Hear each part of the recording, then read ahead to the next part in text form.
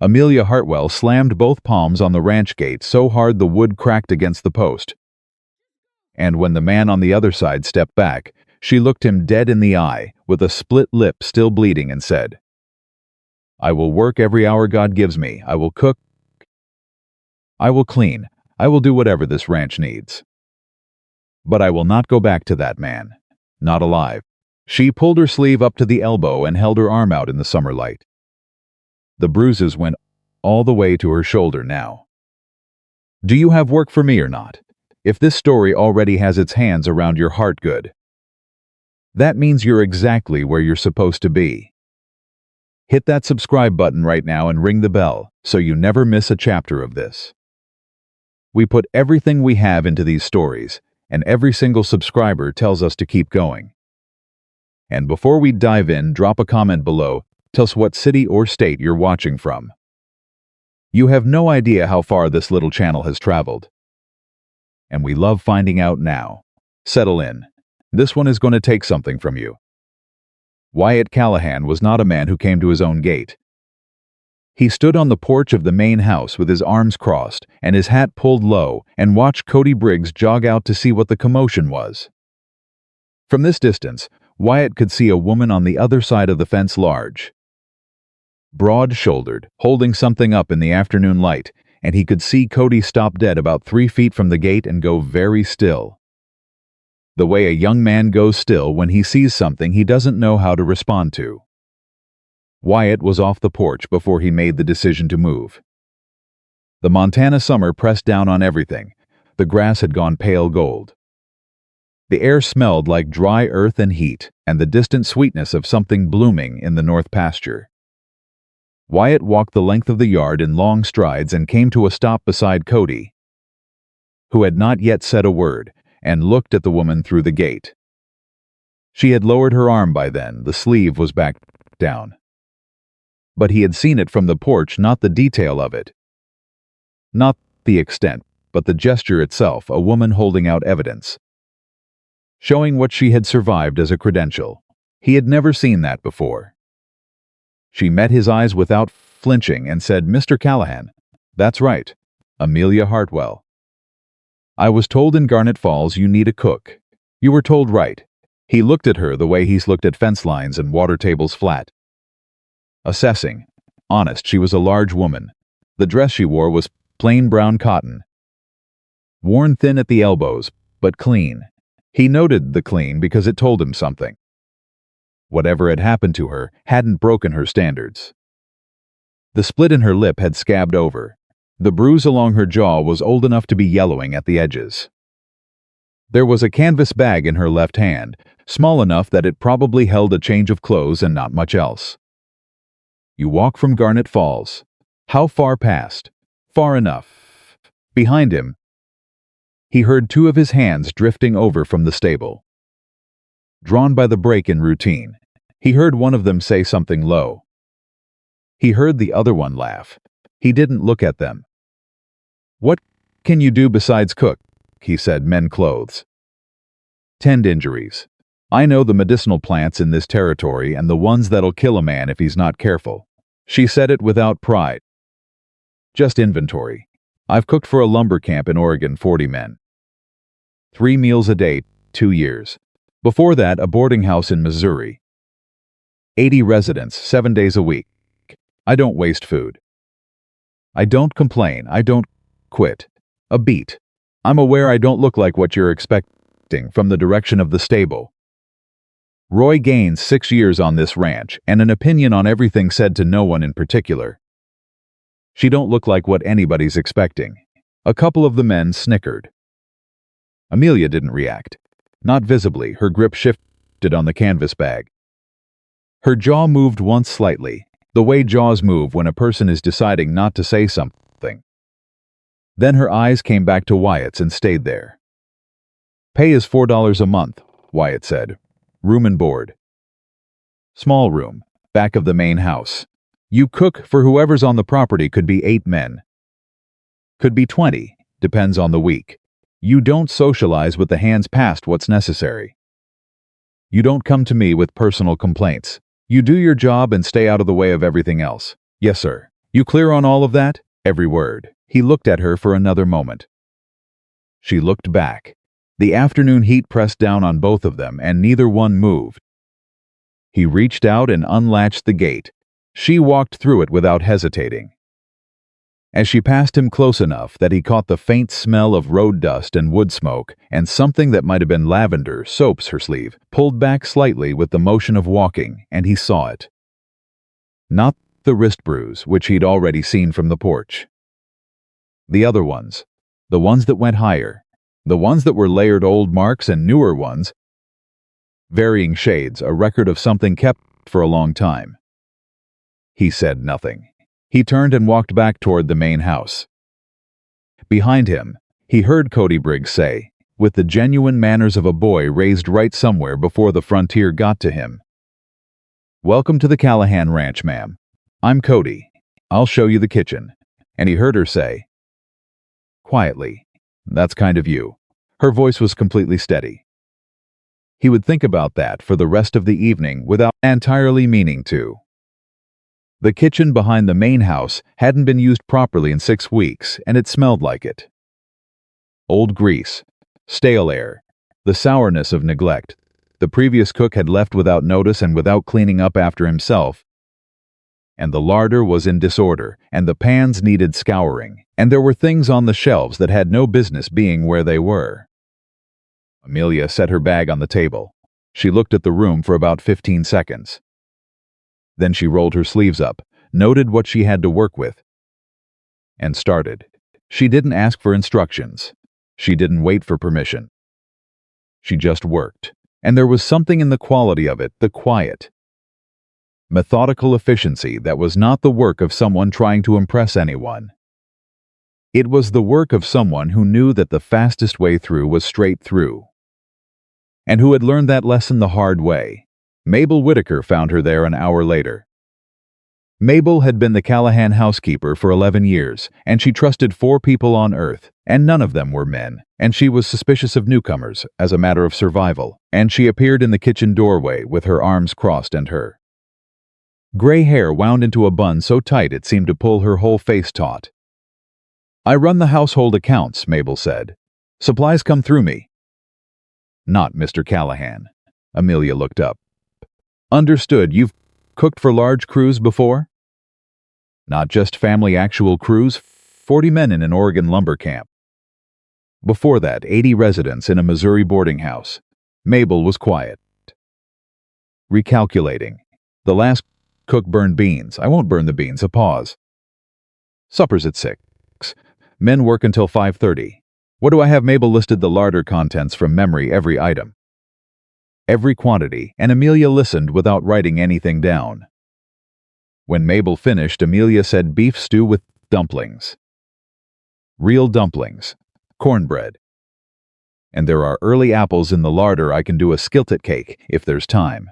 Mabel stared at her for a moment with the look of a woman who had been disappointed so many times she had surgically removed hope from her expectations. 6 o'clock, she said, and left. Supper was on the table at 5:58. The hands came in from the field sunburned and bone-tired and sharp-tempered, the way men are at the end of a long hot day, and they stopped inside the door and went quiet.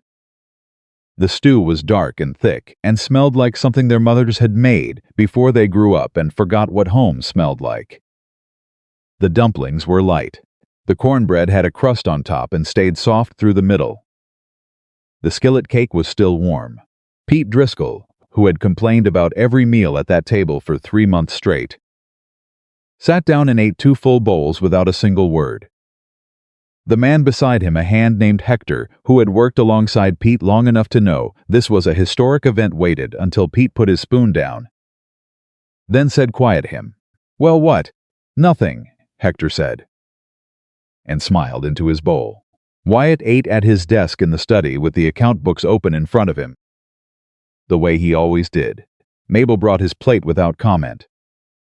He ate without looking up for the first several minutes, and then the taste made him stop and pay attention. He finished every bite. When Mabel came for the plate, she found it clean. She took it without saying anything. but in 11 years she had never once seen that man clean his plate all the way to the edge. The first 3 days, Amelia stayed in her lane with a precision that the hands found slightly unnerving. She was in the kitchen before anyone else woke up, and she was still there when they turned in.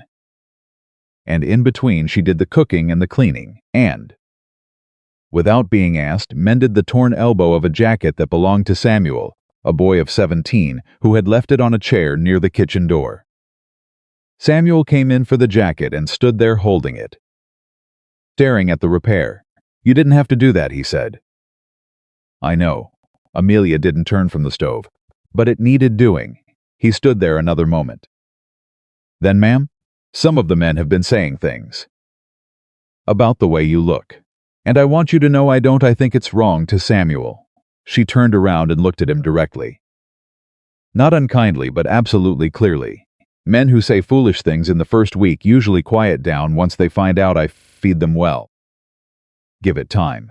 Then he laughed, a real one. Short and surprised, and nodded and left. Amelia heard him chuckling to himself somewhere out in the yard. She turned back to the stove.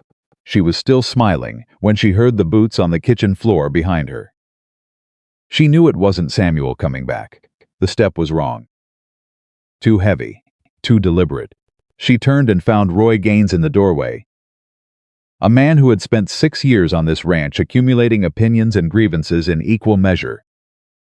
Leaning against the frame with his thumbs hooked in his belt and a smile on his face that had nothing friendly in it.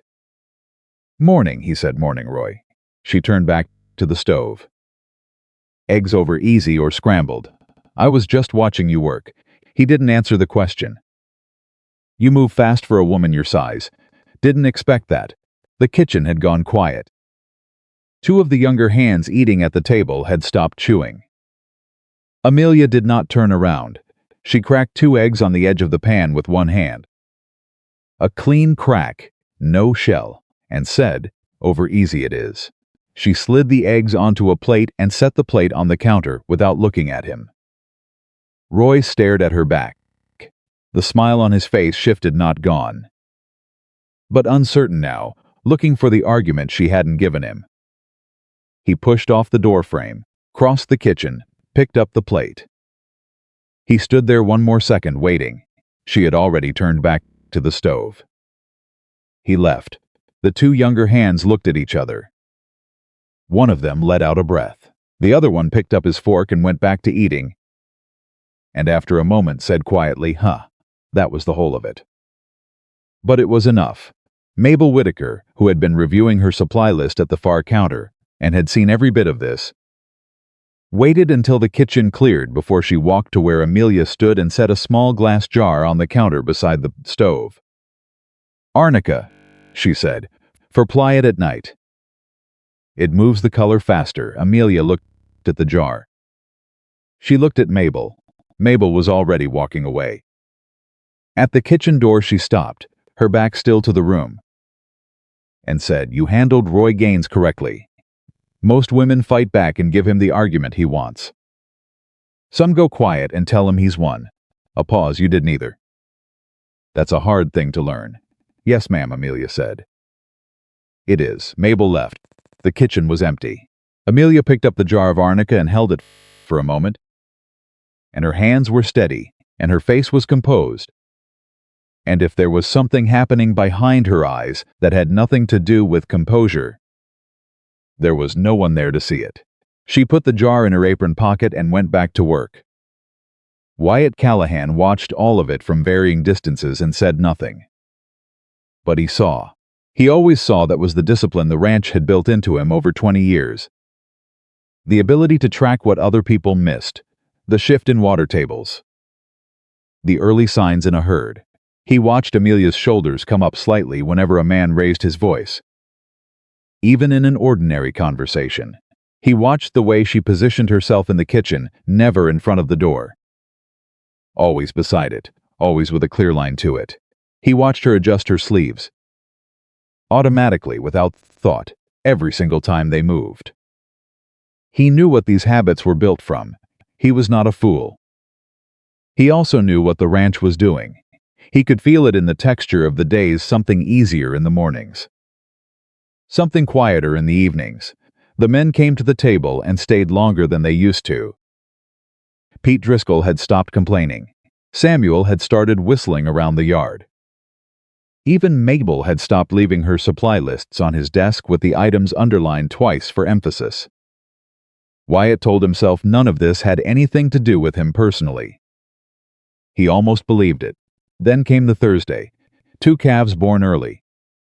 One of them wrong positioned, and it had been a hard afternoon, the kind that left everyone on the property with that specific exhaustion that comes not just from the body, but from caring about an outcome. By 9 o'clock, the men had gone to the bunkhouse and the main house was quiet. Wyatt came down for coffee near 10. He pushed open the kitchen door and stopped. Amelia was at the work table with her head down and her shoulders shaking. Completely silent. The kind of crying that people train themselves into when they've learned that sound draws consequences. Her sleeves were pushed up to the elbows. It was late. The kitchen was warm. She had thought she was alone, and in the lamplight the bruises on both arms were fully visible. Not just the wrist, all of it. The layering of old marks and new ones. Each one a date on a calendar, a record of something endured. She heard him and looked up in one fast movement, and in the half-second before she composed herself he saw her face. The exhaustion in it. The grief. The thing that looked like shame, but wasn't, something closer to the humiliation of being seen when you've worked so hard not to be. She pulled her sleeves down and straightened her spine. Mr. Callahan, her voice was steady. That voice always steady. "I'm sorry, I didn't know you'd be up." "Don't apologize," he said. Too rough, he knew it when it came out. He walked to the stove, poured coffee, stood with his back to her long enough to find what he needed. Then he turned around and looked at her directly. "Who did that to you?" She looked at her hands on the table. "My husband." She said it carefully, the way you say the name of something that still has the power to burn. "Gideon Mercer. He's a businessman in Harlow County. Money, influence, the respect of everyone who matters in 3 counties. A pause. He told me for 7 years that a woman who looked like me had no right to expect anything better. That no one would believe me if I said anything. That I should be grateful." Her jaw tightened for just a moment. He was very said nothing. He let her talk. Something in him understood that stopping her would be wrong, that she was saying this out loud for possibly the first time, and that the saying of it mattered. "I left in the night," she said. "Took what I could carry." Which wasn't much. Walked to the first town, then the next. Worked where I could find work. Someone in Garnet Falls said you needed a cook. She looked up at him then. And her eyes were dry. "I know what you said when I came in. That I wasn't someone people would choose." She held his gaze. "He said things like that too. Just so you know how it sounds." The silence in that kitchen was absolute. Wyatt put his cup down on the counter. Carefully. The way you put down something fragile. "What I said to you when you arrived," he said, "was wrong."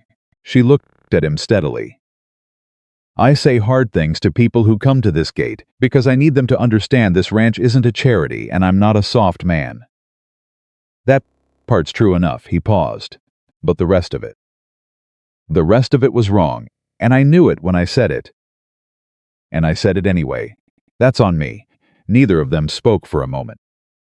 "He'll come looking," Amelia said. "Gideon will. He's not a man who accepts losing what he considers his property. He has the money to make the law see it his way, and the charm to make everyone else agree with him before the law even gets involved." Her voice was even. "Reporting facts. I want you to know that, before you've decided what having me here means." Wyatt looked at her for a long moment. "You let me know when he shows up," he said. She measured the distance between what he said and what he meant. He could see her doing it, the careful, practiced assessment of a woman who had learned to read men the way he read the weather. "All right," she said. "Go get some sleep," he said. "Breakfast is still at 5.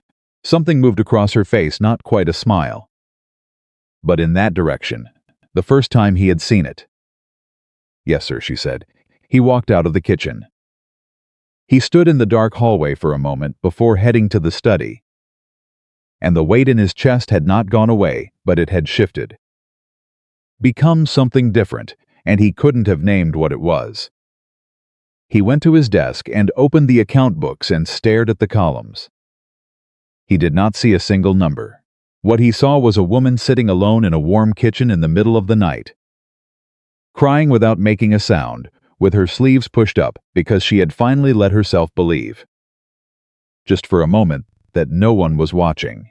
And he thought about what kind of man it took to build that in a person. And he thought about the gate, that first afternoon, and what he had said to her, and he sat with the discomfort of it, the way you sit with something you can't undo honestly, without looking away. Outside, the Montana night was enormous and dark and indifferent. The way the West always was, the way it had always been. Beautiful and hard and completely without mercy. Inside the study, Wyatt Callahan closed the account books and did not open them again. The next morning he came down before the hands arrived and poured his coffee and sat at the far end of the kitchen table with nothing in front of him. No books, no papers, just the coffee and the early light and the sound of Amelia moving around the kitchen with the ease of someone who had finally, after a very long time, learned the geography of a space that might be hers. She didn't say anything, neither did he, but he was there. And she knew what it meant. 7 years had taught her to read the difference between a man's presence and a man's intention, and she read this one clearly. This quiet man sitting at the end of the table with his coffee going warm in the summer morning. And what she read was something she had almost stopped believing existed. She cracked the eggs, she set the biscuits in the pan.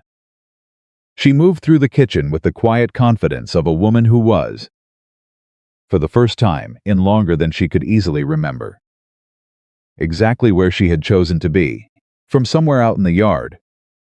One of the hands had started singing, low and tuneless and happy about it, and the sound drifted in through the kitchen window and settled over the room like something ordinary and good. Amelia listened to it. She did not stop smiling for a long time.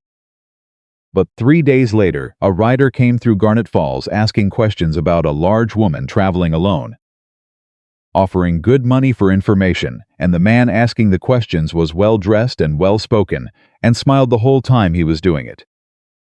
His name, the rider told the man at the livery stable, was Gideon Mercer, and he was headed north. The rider came through Garnet Falls on a Tuesday, and by Wednesday morning, everybody in town knew his name.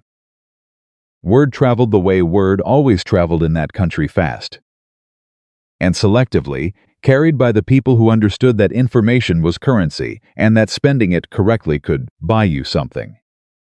The liveryman told the feed store owner. The feed store owner told his wife. His wife told the woman at the dry goods counter, who told a ranch hand picking up supplies, who rode back to the Callahan property that same afternoon with a troubled look on his face and a feeling in his gut that he couldn't quite put into words, but that amounted to, something is coming and it ain't good. His name was Dick Farrow. He was one of Wyatt's older hands, 43, quiet. The kind of man who observed everything and volunteered nothing unless the situation called for it. He found Wyatt in the barn, working through the late afternoon feed, took his hat off, turned it in his hands twice, and said, "Boss, there's something you ought to know." Wyatt didn't look up from the feed line. "Say it." Rider came through Garnet Falls yesterday. Well-dressed man, asking questions about a woman large build, traveling alone, might have come through in the last few weeks. Offering money for information. Deke paused, gave his name as Mercer. Gideon Mercer, said he was looking for his wife. The feed scoop in Wyatt's hand went still. "That's all," Wyatt said. "That's all I got." But the way Tommy at the livery described him, Deke stopped. Started again. Man was smiling the whole time he was asking. Tommy said it was the kind of smile that don't reach the eyes. Said it made him feel like he'd done something wrong just being in the same room. Wyatt set the feed scoop down. He was quiet for a moment. "You tell anyone else?" he said. "No, sir, keep it that way." He picked the scoop back up. For now. Deke put his hat back on and left without another word. And Wyatt stood in the barn in the late afternoon warmth and finished the feed line and thought about the expression on Amelia Hartwell's face in the kitchen 4 nights ago when she'd said his name. Gideon Mercer. The way she'd said it, like touching a burn to check if it healed. He thought about the rider who smiled with his mouth and not his eyes. He finished the feed. He walked back to the main house. He did not go to the kitchen, where he could hear Amelia moving around preparing supper. He went to his study and sat at his desk and looked at the wall for a while, which was not something Wyatt Callahan did habitually. He was a man of decisions, not deliberations. The deliberating part came fast. And then you acted, because out here the cost of inaction was always higher than the cost of a wrong move you could correct. The question wasn't what Gideon Mercer was. The question was what Wyatt was going to do about it. He thought about that for exactly as long as it took Mabel to knock on the study door and tell him supper was ready. He said, "Tell Mrs. Hartwell I'd like to speak with her after supper." In the kitchen, just the two of us. Mabel paused in the doorway. "All right," she said, with a tone that communicated both that she understood the gravity of whatever this was and that she expected to be told about it eventually. Supper was quieter than usual. Wyatt ate at his desk. The hands ate in the dining room. Amelia moved between the kitchen and the dining room with her usual efficiency. And if she noticed Wyatt's absence was different tonight, more weighted somehow, more intentional, she gave no sign of it. When the last hand had gone, when the dining room had been cleared and Mabel had retired for the evening and the main house had settled into its nighttime quiet, Amelia was in the kitchen washing the last of the supper dishes when Wyatt appeared in the doorway. She turned, looked at him, read his face the way she read everything quickly. Carefully, with the practiced accuracy of a woman who had learned that a man's expression was always telling you something. And that the safest thing to do was listen. "Sit down," he said. She dried her hands on her apron and sat at the work table. He sat across from her, which was not something he'd done before. And he put both hands flat on the table and said, "Gideon Mercer sent a rider through Garnet Falls yesterday, asking about you, offering money for information about your whereabouts." Amelia did not move. Her face did not change, only her hands flat on the table in front of her, pressed down slightly harder against the wood. "How close?" she said. Close enough that whoever he talked to in Garnet Falls might have pointed him north. Wyatt watched her. "You told me he'd come. I want you to know I believed you. I'm not coming to you now because I'm surprised. I'm coming to you because you deserve to know what's happening and because we need to decide together what we're going to do about it." She looked at him. Something in her expression shifted, not a lot, but enough. Like something had loosened very slightly. "Together," she repeated. "Together," he said. She was quiet for a moment. Then she said, "He'll come in person. Gideon doesn't send other people to do things he can do himself. Not when it matters. The rider was just him finding out which direction to ride." She paused. "When he gets here, he'll be polite. He's always polite. He'll shake your hand and look you in the eye and tell you what a worried husband he is. And he'll be so convincing that you'll almost believe him yourself. A beat. He's very good at that. I've met men like that," Wyatt said. "Not like Gideon." She said it without drama, just fact. "Most men who are good at lying have something underneath the lie. Something they actually want. Gideon wants." She stopped. Thought about it. Gideon wants to be the kind of man who has things. Not because he loves the things. Because having them, trolling them, is what tells him he exists. Her voice was even. "I was one of his things." Wyatt looked at her steadily. "Not on this property. He won't see it that way. What he sees isn't the point." Amelia looked at him across the table. And Wyatt saw something complicated move through her eyes, something between hope and the wariness of a person who has been given reasons for hope before and learned to distrust them. "What are you saying?" she said. "I'm saying he's not taking you anywhere you don't choose to go," Wyatt said. "This is my property and you're my employee, and the law in this territory is clear on both those points. He wants to have a conversation about his marital situation. He can have it with my lawyer in Billings." A pause. "But I need you to tell me everything. Not what you told me the other night, everything. Because if he's going to come here making claims, I need to know what he has and what he doesn't." The kitchen was quiet. Outside, the night insects had started up, and somewhere in the yard one of the horses shifted and stamped. And the ordinary sounds of the ranch, moving through its nighttime rhythms, came in through the window like something from a different world. Amelia put her hands together on the table, and she told him. It took a long time.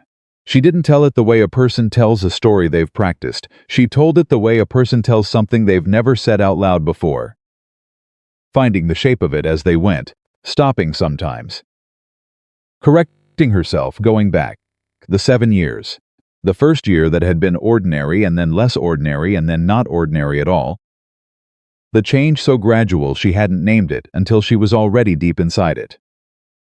The way Gideon had used her appearance against her, not just as a cruelty but as a strategy, as a way of making her believe she was lucky to have him, that she had no other options, that the world outside their marriage would be harder and meaner than anything he did to her.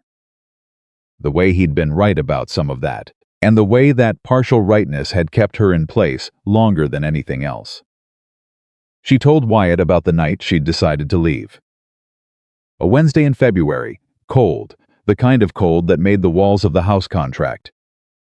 She had been standing at the kitchen window, and Gideon had come in and said something she couldn't remember now exactly what. Something small, something that should have been ordinary, and something in her had simply gone quiet. Not broken. Quiet. The way a fire goes quiet when it runs out of fuel. She'd started planning that night. He has money, she said. When she'd gotten to the end of it. He has lawyers, and he has the friendships of men in positions that matter, and he has the ability to walk into any room in any county in this state and be believed on sight. She looked at Wyatt directly. I have a canvas bag and a job cooking for your ranch hands. You have more than that, Wyatt said. What do I have? You have the truth. He said it plainly. And you have witnesses. 7 years of it. You're not as alone in this as he's counted on you being. She looked at him for a long moment. You don't know what it costs, she said, to believe that. He didn't say anything for a moment. When he spoke again, his voice was quieter. No, he said. I don't. But I know what it costs not to. It was the most personal thing he had said to her. She felt it land somewhere in her chest, not like a blow but like a hand placed firmly on a door that had been closed a very long time. She nodded, once slowly. All right, she said. All right, he said. Get some sleep. I've got some things to arrange in the morning. She stood to go. At the kitchen door she stopped without entirely meaning to and said, Mr. Callahan, why are you doing this? He looked at her from across the kitchen. Because it's right, he said. And because this ranch needed you before it knew it needed you. And I'm not in the habit of letting go of things that matter. She left. Wyatt sat at the kitchen table alone for a while after she was gone. Then he went to his study and wrote 2 letters, one to his lawyer in Billings, and one to the county sheriff, a man named Walt Pruitt, whom he had known for 15 years and who was, unlike many men in positions of authority in this territory, genuinely interested in the application of the law rather than the performance of it. He sealed both letters and set them on the corner of the desk to go out on the morning post. Then he went to bed, and for the first time in longer than he could easily account for, he fell asleep without lying awake for an hour first. The next morning, Cody Briggs saddled up for the ride to town with the letters and an additional verbal message that Wyatt gave him quietly on the porch before the rest of the hands had come down from the bunkhouse. If anyone asks you about a woman named Amelia Hartwell, Wyatt said, you don't know the name. Cody nodded without asking questions, which was one of the qualities Wyatt had always valued in him. And if anyone stops you on the road, I got thrown on the north pasture fence, Cody said. Took the long way back through the south fields. Never made it to town before dark. Coming back in the morning, he looked at Wyatt, boss. I've been watching this situation since she came through that gate. Wyatt looked at him. Ride careful, he said. Always do. He was gone before the sun was fully up. The morning proceeded the way mornings on the ranch, proceeded with the weight of physical work that didn't stop for sentiment. The hands worked the north fence line, which had been needing repair for 2 weeks. Wyatt rode out with them, which he did sometimes, not because the work required him, but because there were days when he needed the focus of a task that had a clear beginning and a clear end. He was checking the fence post on the northeast corner when Deke came up beside him on horseback. We got company coming, Deke said. Even. Wyatt didn't look up from the post. How many? Buggy. Coming up the south road. Alone, far as I can tell. Wyatt straightened. He took a breath through his nose. He had known this was coming. He had known it since Amelia said his name in the kitchen that first night. But knowing something was coming and having it arrive were different things. And for a moment, he simply stood there with the fence post in his hands and let the reality of it settle. Ride back and tell Mrs. Hartwell to stay in the kitchen, he said. Don't make a scene of it. Just tell her quietly, and tell her to stay there until I come for her. Yes, sir. And Deke looked at him directly. Don't send any of the men away from the property. I want everyone here. Deke understood what that meant without being told. He nodded and turned his horse and rode back toward the ranch. Wyatt put down the fence post. He took his gloves off and folded them over his belt. He straightened his hat.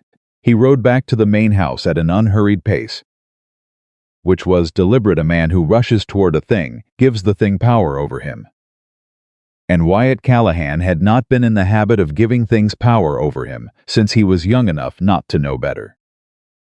Gideon Mercer was already in the yard when Wyatt rode in. He was exactly as Amelia had described him. Tall, well-built, well-dressed, a blue coat despite the summer heat, which spoke to a man who prioritized appearance over comfort. Clean-shaven, dark hair, slightly silvered at the temples in a way that on him looked deliberately distinguished. He stood beside his buggy with his hands clasped behind his back, and when he saw Wyatt ride in, he produced a smile that was wide and warm and traveled precisely as far as his mouth and not 1 inch further. Mr. Callahan, he said, stepping forward. I hope I'm not interrupting your work. My name is Gideon Mercer. I'm traveling from Harlow County on a rather personal matter. I wonder if I might have a moment of your time. His voice was smooth, calibrated. The voice of a man who had spent years understanding that tone was as persuasive as content. Wyatt dismounted.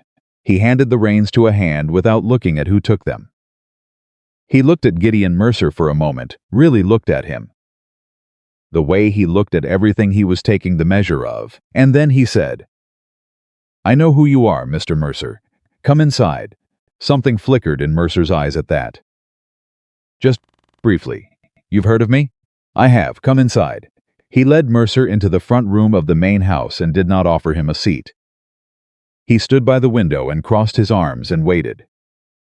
And the waiting was deliberate too. The architecture of this conversation was not going to be Gideon Mercer's.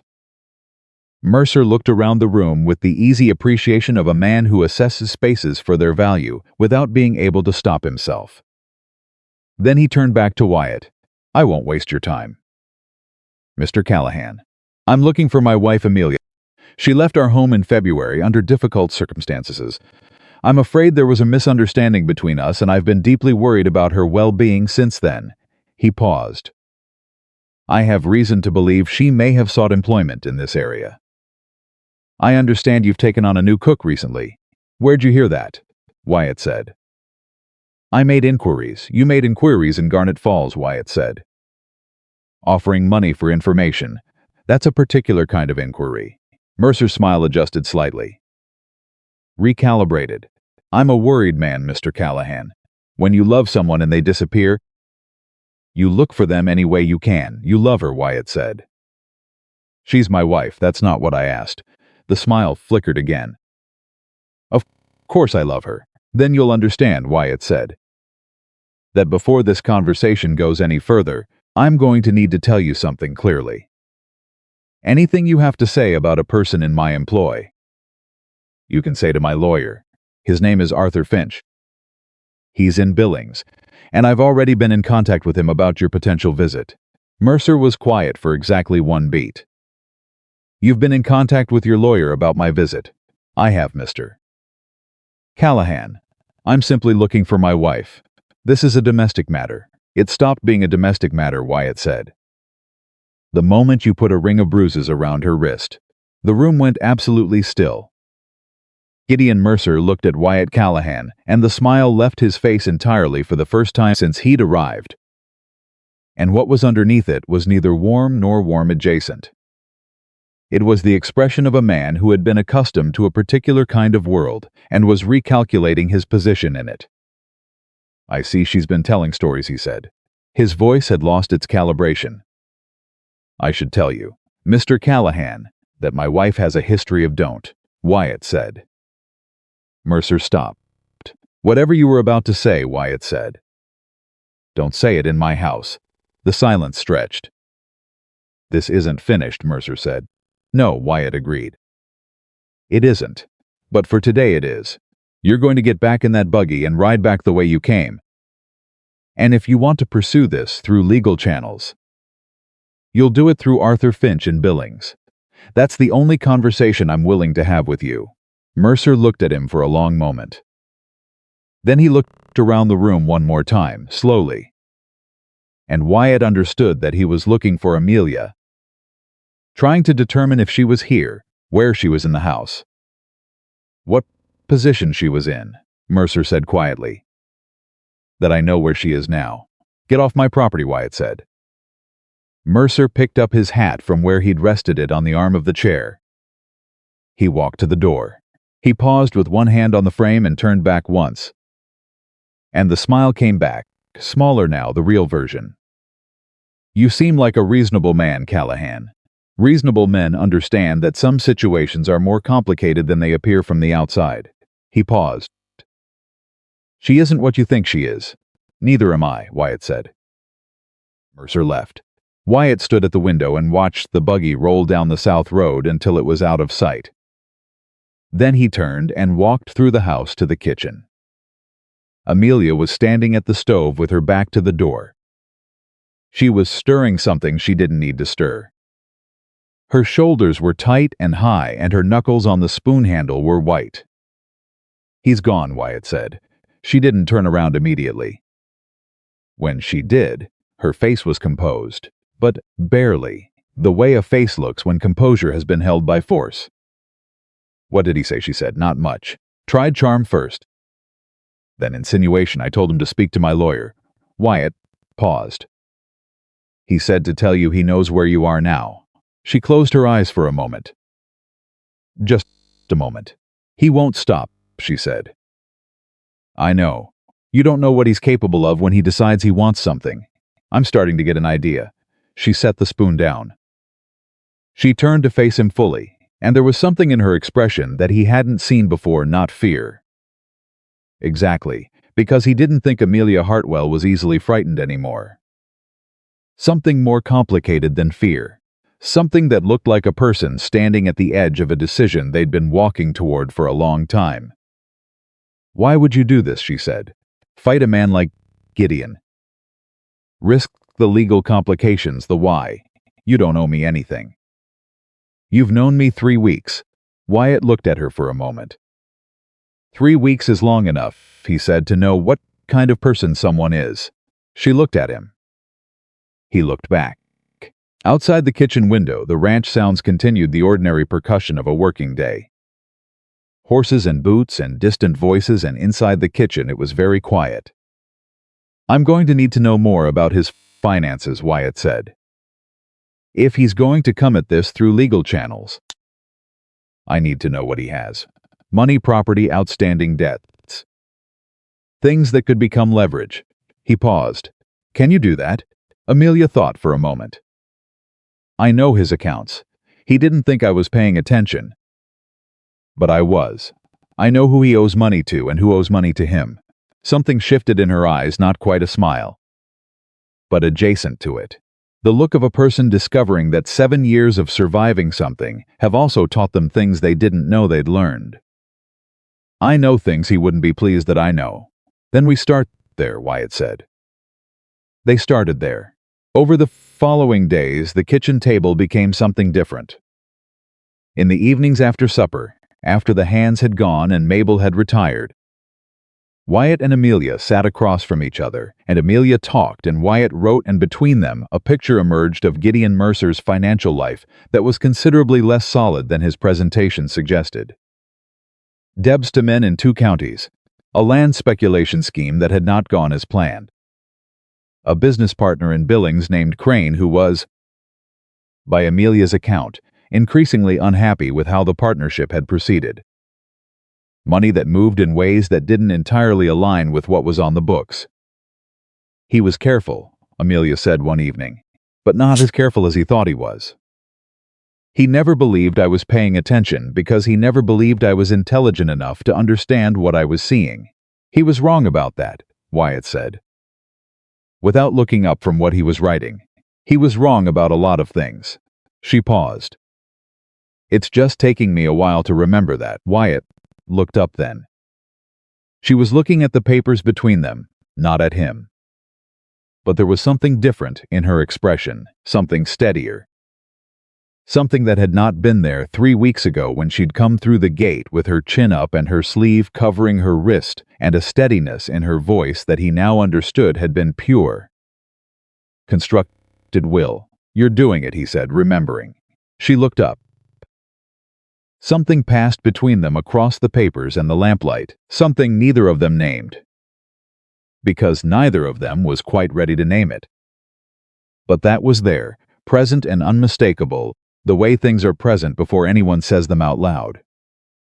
I'm working on it, she said. The ranch worked on it, too. In its own way. The hands had not been told explicitly what was happening.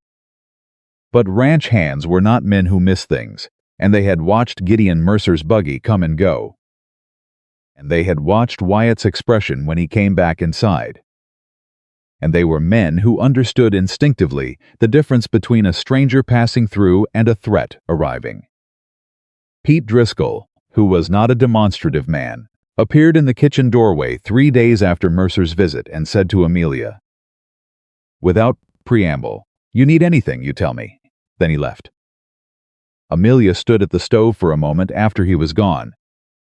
Just stood there, and if her eyes were not entirely dry, nobody was there to see it.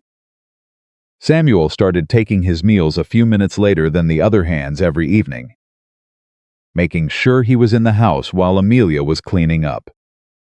He never said why. Even Roy Gaines, who had not distinguished himself in his treatment of Amelia in the early days, had gone quiet and watchful in a way that suggested whatever opinion he'd formed about her was currently being revised against new information. Mabel watched all of this and said nothing, but she began sitting with Amelia for the last half hour before supper most evenings, ostensibly reviewing supply lists, actually just being present, which was Mabel's way of expressing things that her vocabulary didn't stretch to accommodate. And Amelia Hartwell, who had arrived at this ranch believing she was the kind of woman nobody chose, found herself chosen in the only way that actually counted, not loudly, not declaratively, but practically and consistently and without condition, by person after person who had simply watched her be who she was and decided that was someone worth standing next to. She thought about that at the end of each day. She was careful not to trust it too completely. 7 years had made her careful, but she thought about it. Then on a Thursday 10 days after Gideon Mercer's visit, Cody Briggs came back from town with 2 things: a letter from Arthur Finch in Billings that made Wyatt read it twice and then sit down heavily in his desk chair, and news from the liveryman in Garnet Falls that made everything else they'd been preparing feel suddenly, urgently insufficient. Gideon Mercer had not gone back to Harlow County. He had taken a room at the hotel in Garnet Falls, and he had been there for 10 days, quietly, making friends, spending money, having conversations with men who held various kinds of local authority, the land registry clerk, the deputy, the circuit court judge who passed through once a month, the editor of the small county paper. He was not coming at this through lawyers. He was laying the ground first, building the version of the story that would exist before anyone heard Amelia's version. The version where she was a disturbed woman who had abandoned her devoted husband. The version where Wyatt Callahan was a man who had taken advantage of a vulnerable situation. Cody put the letter on the desk and said, "He's been busy." Boss Wyatt looked at the letter for a long moment. Then he looked up. "So have we," he said. He stood up. He walked to the kitchen. Amelia just looked up when he came in and read his face in the way she had learned to read it over these weeks, quickly, accurately, already braced for what she saw there. "Tell me," she said. He told her. She was quiet for a long time when he finished. Long enough that the supper on the stove began to need attention. And she turned and dealt with it automatically, her hands doing what they knew to do while her mind was somewhere else entirely. When she turned back, her expression was different from anything he had seen on her before. Not frightened, not defeated, something harder than either of those things. And cleaner. "He thinks he's already won," she said. "He thinks he has the advantage, does he?" Wyatt looked at her across the kitchen. "If we move right," she nodded, slowly. Something settled in her face, a decision being made. Or the completion of one that had been building for a long time. "What do you need me to do?" she said. "I need you to be ready," he said. "When this comes to a head, and it's going to come to a head, probably sooner than either of us wants, I need you to be ready to stand up and say everything you told me. In front of whoever needs to hear it."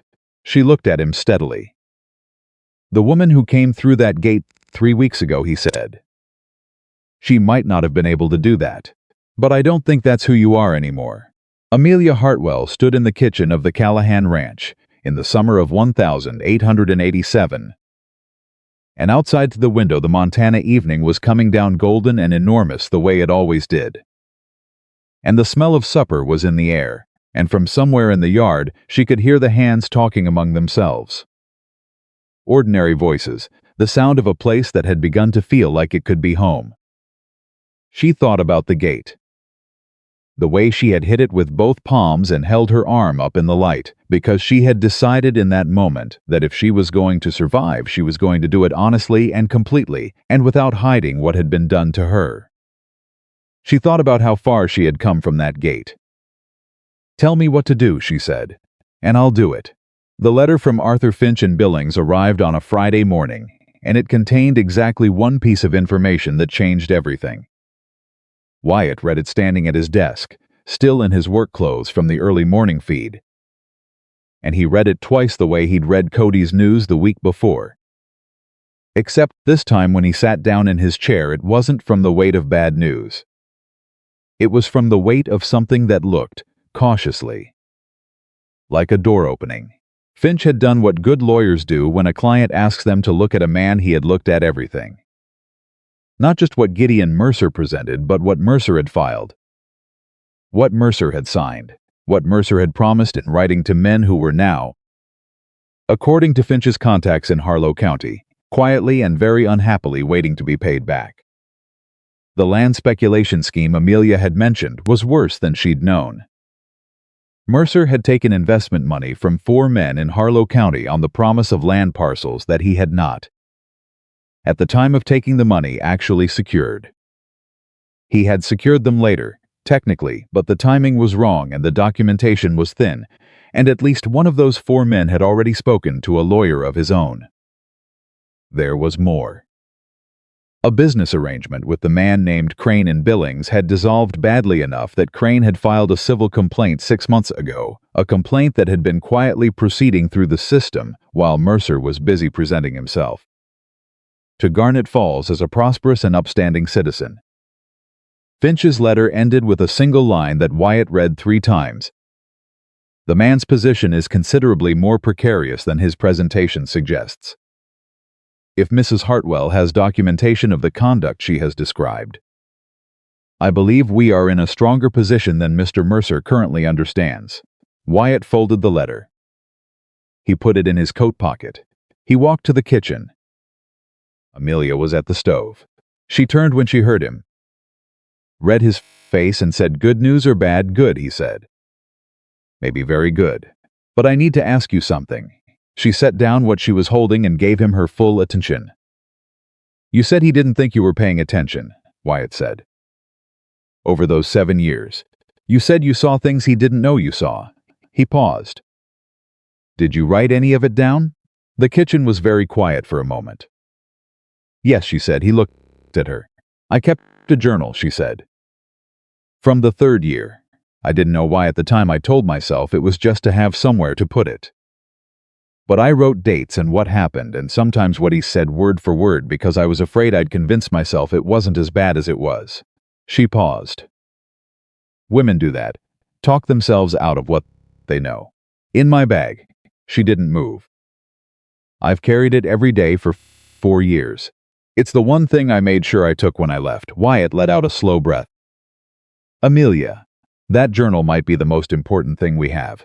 She looked at him for a long moment, and something moved through her expression that he was learning to read, that particular quality of stillness that meant she was processing something that mattered more than she was ready to show. "He used to tell me," she said slowly, "that if I ever said anything, no one would believe a woman like me over a man like him." She paused. "I think I half believed him." "He was counting on that," Wyatt said. "He was counting on you believing it so completely that you'd never test it." He held her gaze. "Let's test it. One small, definitive movement." Then she said, "I need to tell you something else first. Something I should have told you when I first explained about him." He waited. "Gideon isn't just coming for me," she said. "He's coming for whatever he can take. He operates that way. He doesn't fight a battle he can't profit from. If he's been in Garnet Falls for 10 days building relationships, it's not just because he wants me back. He's seen this ranch. He's seen what you have. And Gideon Mercer always finds a way to leave a situation with more than he came in with." Wyatt was quiet for a moment. "You think he'd move on the property?" "I think he'd move on anything that wasn't nailed down and some things that were," she said. "I lived with him for 7 years. The kindest thing I can tell you about him is that he's consistent." "All right," Wyatt said. He straightened. "Then we move today, not tomorrow. I'll send for Finch, and I'll send word to Sheriff Pruitt. And I need you to sit down with me this afternoon and go through that journal so I know exactly what we're working with." He paused. "Can you do that? Go through it?" She thought about it honestly, which he appreciated. She didn't say yes automatically the way people do when they're trying to seem stronger than they are. She thought about it. "Yes," she said, "I can do it." He turned to go, then stopped.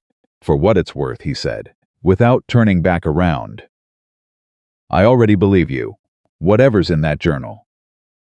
I want you to know that before you have to open it." He left the kitchen. Amelia stood at the stove and pressed her hand flat against the counter and breathed in and out twice. Slowly, the way you breathe when something you've been braced for a very long time turns out to be different from what you feared. Then she went back to work because the hand still needed breakfast and the world still needed feeding. And that had not changed and would not change regardless of what Gideon Mercer was doing in his hotel room in Garnet Falls. And the constancy of that, the simple, grounding constancy of necessary work, was something she had always been able to hold on to. She held on to it now. The afternoon session at the kitchen table lasted 3 hours. Amelia put the journal on the table between them, a small, cloth-covered book, the cloth worn at the corners from years of being carried. The pages dense with her careful handwriting, and they went through it systematically. Wyatt asking questions and Amelia answering them, and both of them building a document that Wyatt would send to Finch with the next writer. It was not easy going. Some of what was in the journal was straightforward dates, amounts, descriptions of business transactions she had witnessed or overheard. The financial information was detailed and damning. But some of it was the other kind of record, and going through that required a different quality of steadiness from both of them. At one point, Amelia stopped in the middle of reading a passage aloud and put the journal down flat on the table and pressed both hands on top of it and stared at nothing for a moment. Wyatt did not say anything. He did not try to move the conversation forward or offer comfort that would have required her to manage his reaction to her pain. He simply waited. After a moment, she picked the journal back up and kept reading. When they were done, he sat back in his chair and looked at the notes he'd made and said, "This is enough. This is more than enough." "Is it?" She sounded tired. Not broken tired, the specific exhaustion of someone who has carried something heavy a long way and finally set it down. "The financial information alone gives Finch 3 avenues," he said. "And the documentation of the conduct, the dates. The specificity of it, that's not something a lawyer can dismiss as a wife's grievance. That's a record." He looked at her. "You were building a case without knowing you were building a case." Something shifted in her expression. "I was just trying to stay sane," she said. Sometimes those are the same thing. She almost smiled. The almost smile that he had started watching for, without entirely being aware he was watching for it. He sent 2 riders out that afternoon. One to Billings with the letter to Finch and a copy of the relevant journal entries. One to Sheriff Pruitt's office with a shorter letter that laid out the situation plainly and asked Pruitt to be aware that a man named Gideon Mercer was currently resident in Garnet Falls and that his conduct over the coming days might require official attention. Then he did something he had not done in years. He called a meeting. Not a formal thing, just the hands gathered in the yard after supper, standing in the evening warmth, their hats in their hands. Their faces turned toward him in the particular way men turn toward someone they've chosen to follow. Wyatt stood on the porch steps and said it plainly. He told them about Mercer. He told them what Mercer had done. He told them that he expected a confrontation within the week, and that when it came, he needed every man on this property to understand what they were dealing with. The yard was quiet when he finished. Pete Driscoll was the first one to speak. He said, "What do you need from us?" Wyatt looked at him. "I need you to be here. I need no one leaving the property without telling me.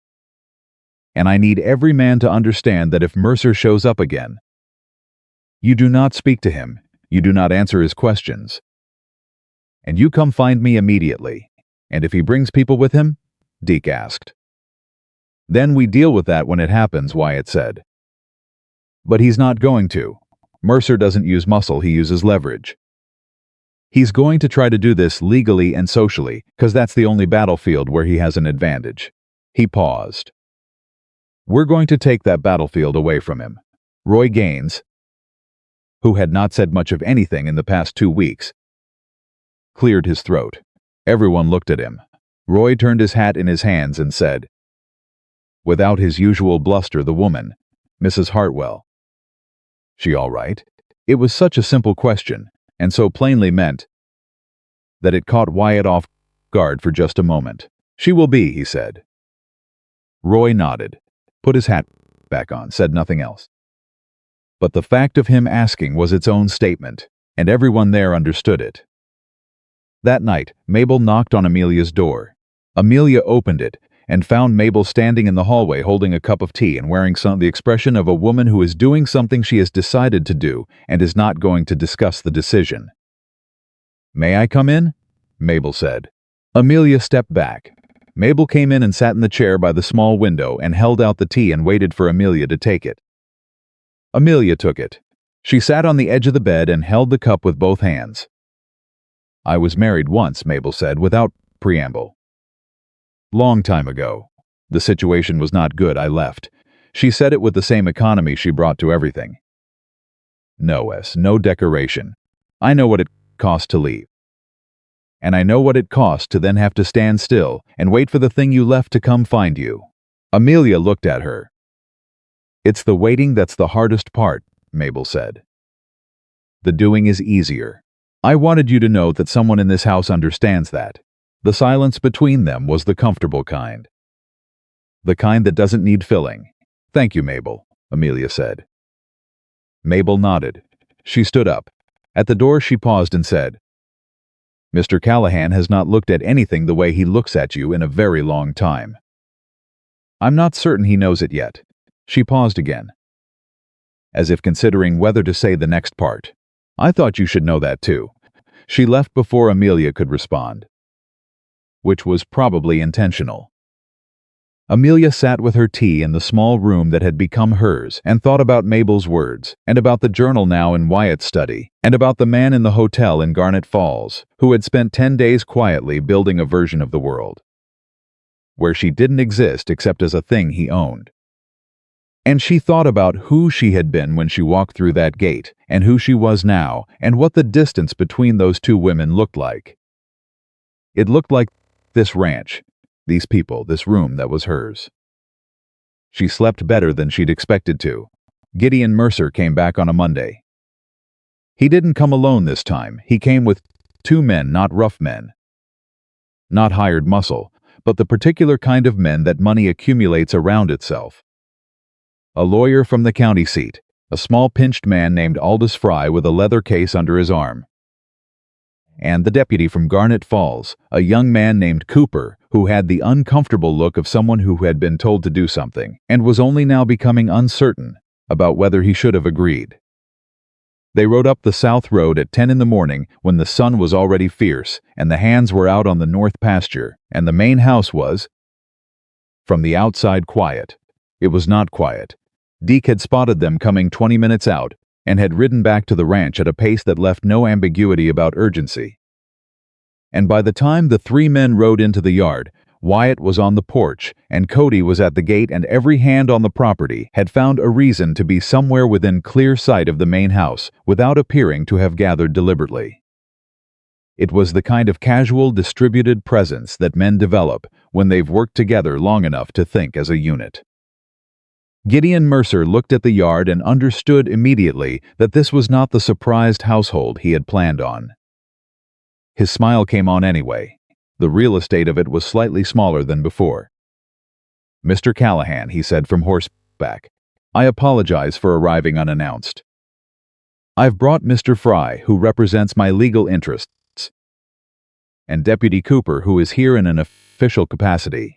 He paused. I have a writ signed by Judge Harlan authorizing the return of my wife to my household.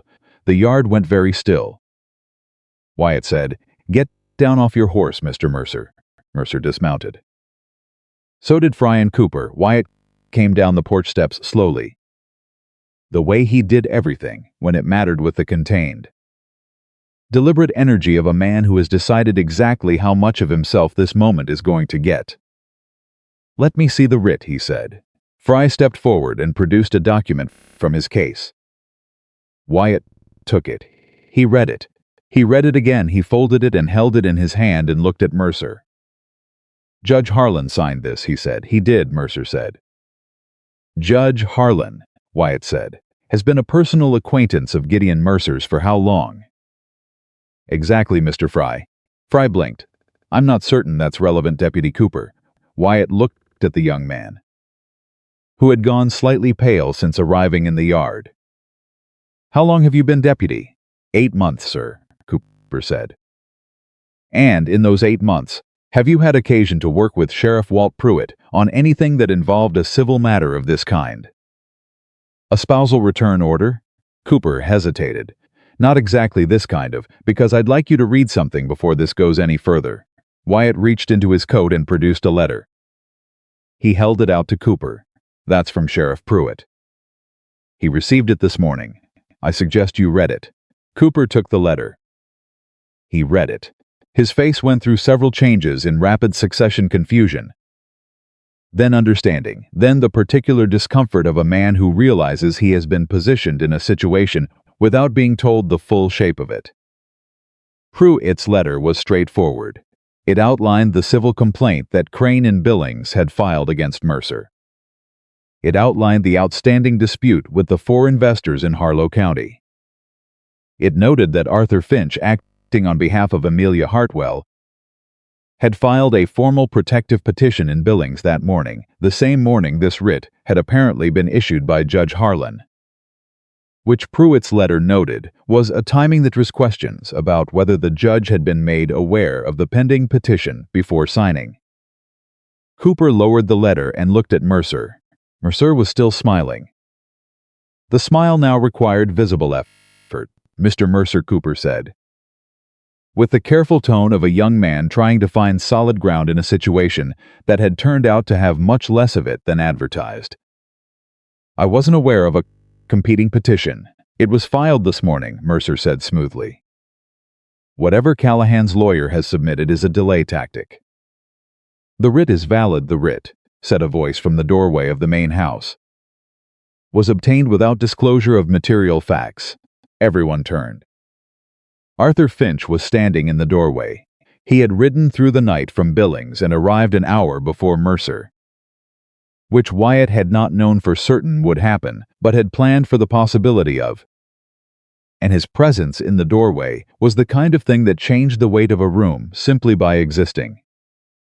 Finch was a small, neat man of 55 with wire-rimmed glasses, and the unhurried manner of someone who had been in front of a judge for 30 years and found nothing particularly alarming about any of it. He came down the porch steps with a leather case of his own, considerably larger than Fry's, and he stopped beside Wyatt and looked at Aldous Fry with an expression of professional courtesy that did not reach warmth. "Aldous," he said. Fry's jaw tightened. "Arthur, your writ was filed at 9 this morning," Finch said. "My protective petition was filed at 8:53. That makes it the earlier document, which means the writ cannot be executed until the petition is heard. That's not a delay tactic, that's procedure." He opened his case and produced a copy of the petition, which he handed to Cooper. "You'll want to hold on to that for Sheriff Pruitt." Cooper held the petition. He held Pruitt's letter.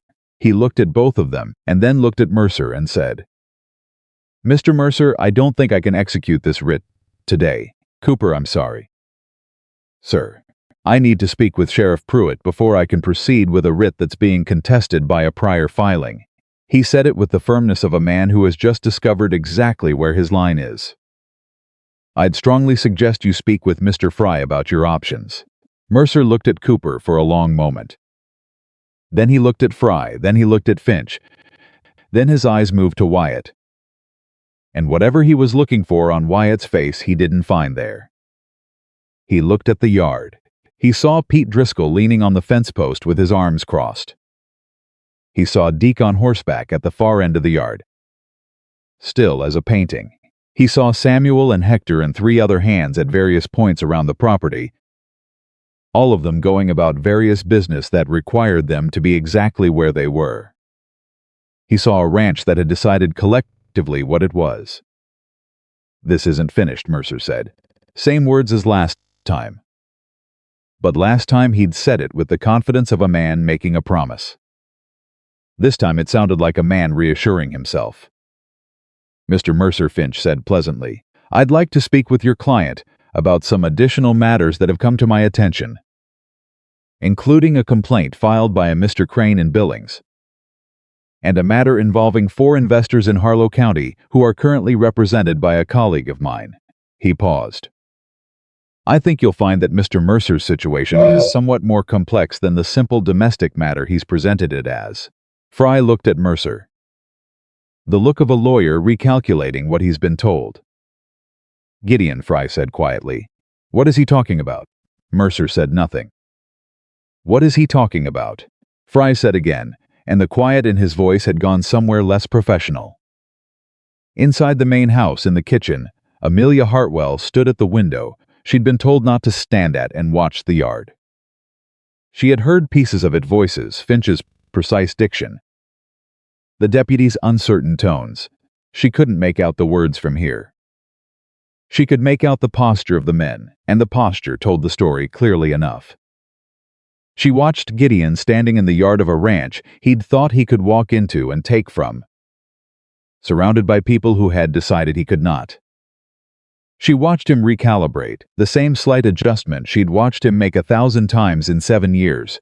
When a situation didn't go the way he'd planned, the smooth transition to a new approach. Never admitting the first one failed. Except here there was no new approach.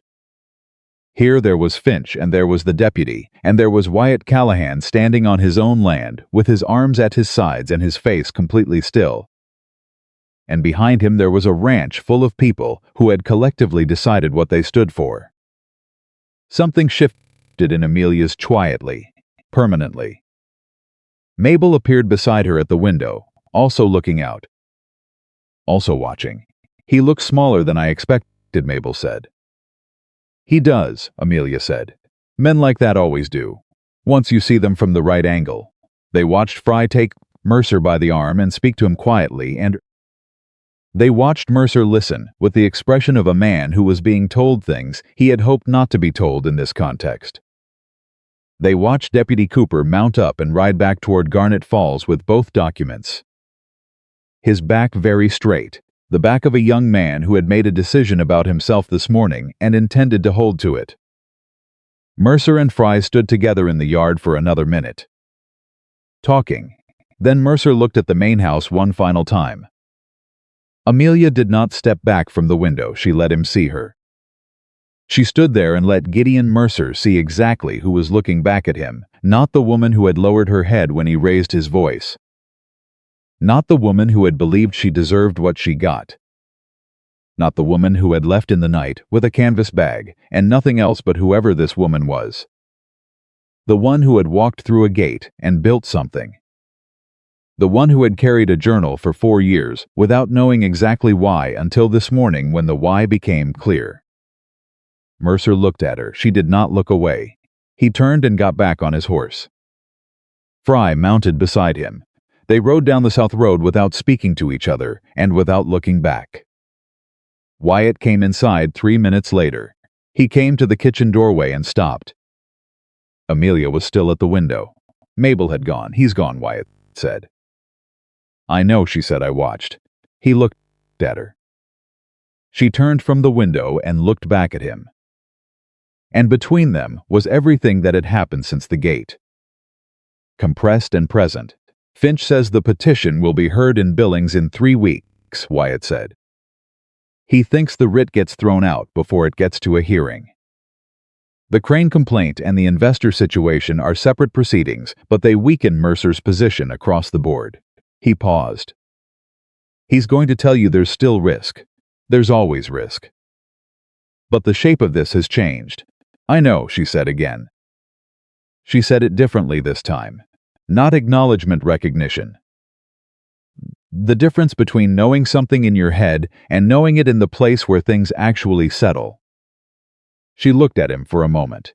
Then she said something she had not said to anyone in 7 years, had not been certain she would ever say again. Thank you, she said. Not for the lawyer, not for the petition, not for the deputy and the letter and the careful strategy of the past weeks. For all of it, and for none of it, specifically for the thing underneath all of it. Which was that he had believed her before he had proof, and had acted on that belief, and had not asked her to be smaller than she was in return. Wyatt Callahan looked at her, this woman who had hit his gate with both palms and held up her arm in the summer light and refused to pretend that what had been done to her hadn't been done. And he said, you did most of it yourself. I just opened the gate. You kept it open, she said. He held her gaze. I intend to keep on. The kitchen was very quiet. Outside, the ranch was returning to its ordinary rhythms, hoofbeats. Voices, the sound of work resuming after the held breath of the morning. Ordinary sounds, the sounds of a place that had held and not broken. Amelia turned to the stove. There was dinner to start. There were hands to feed. There was the long afternoon of necessary work that didn't stop because the world had shifted. That in fact counted on the world having people in it who understood that you show up for the ordinary things, especially when the extraordinary ones are trying to take everything from you. She started the stove. Behind her, she heard Wyatt pour himself a cup of coffee and settle into the chair at the end of the kitchen table, his chair. The one he'd claimed, that first morning after the kitchen revelation. The one he came to most mornings now, not always talking. Sometimes just present, which was its own kind of language.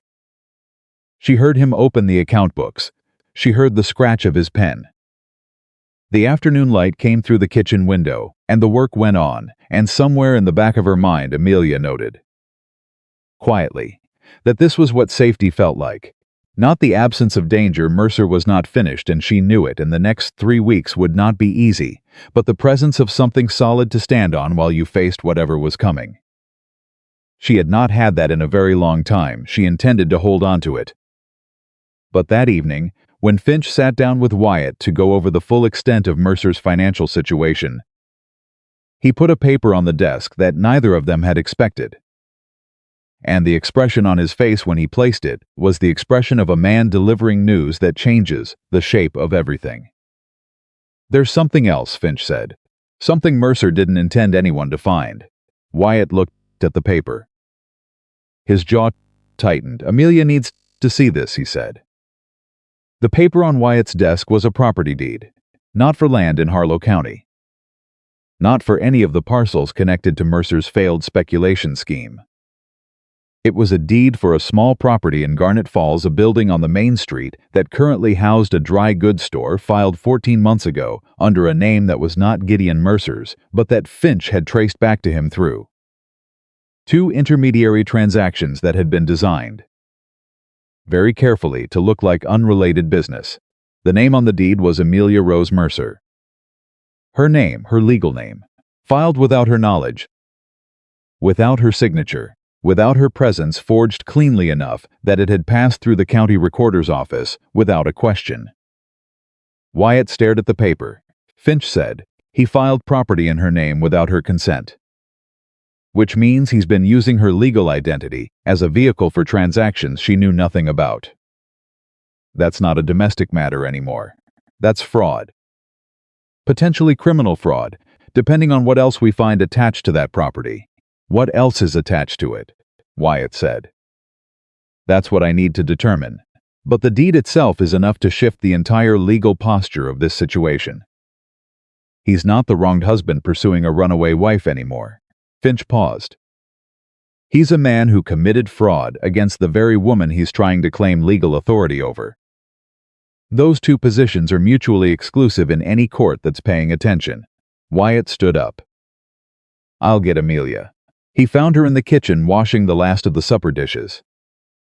Her back to the door, moving with a quiet efficiency that was simply who she was, the woman who kept working because the work needed doing, and because stopping felt like losing ground. He stood in the doorway for a moment before she heard him. She turned.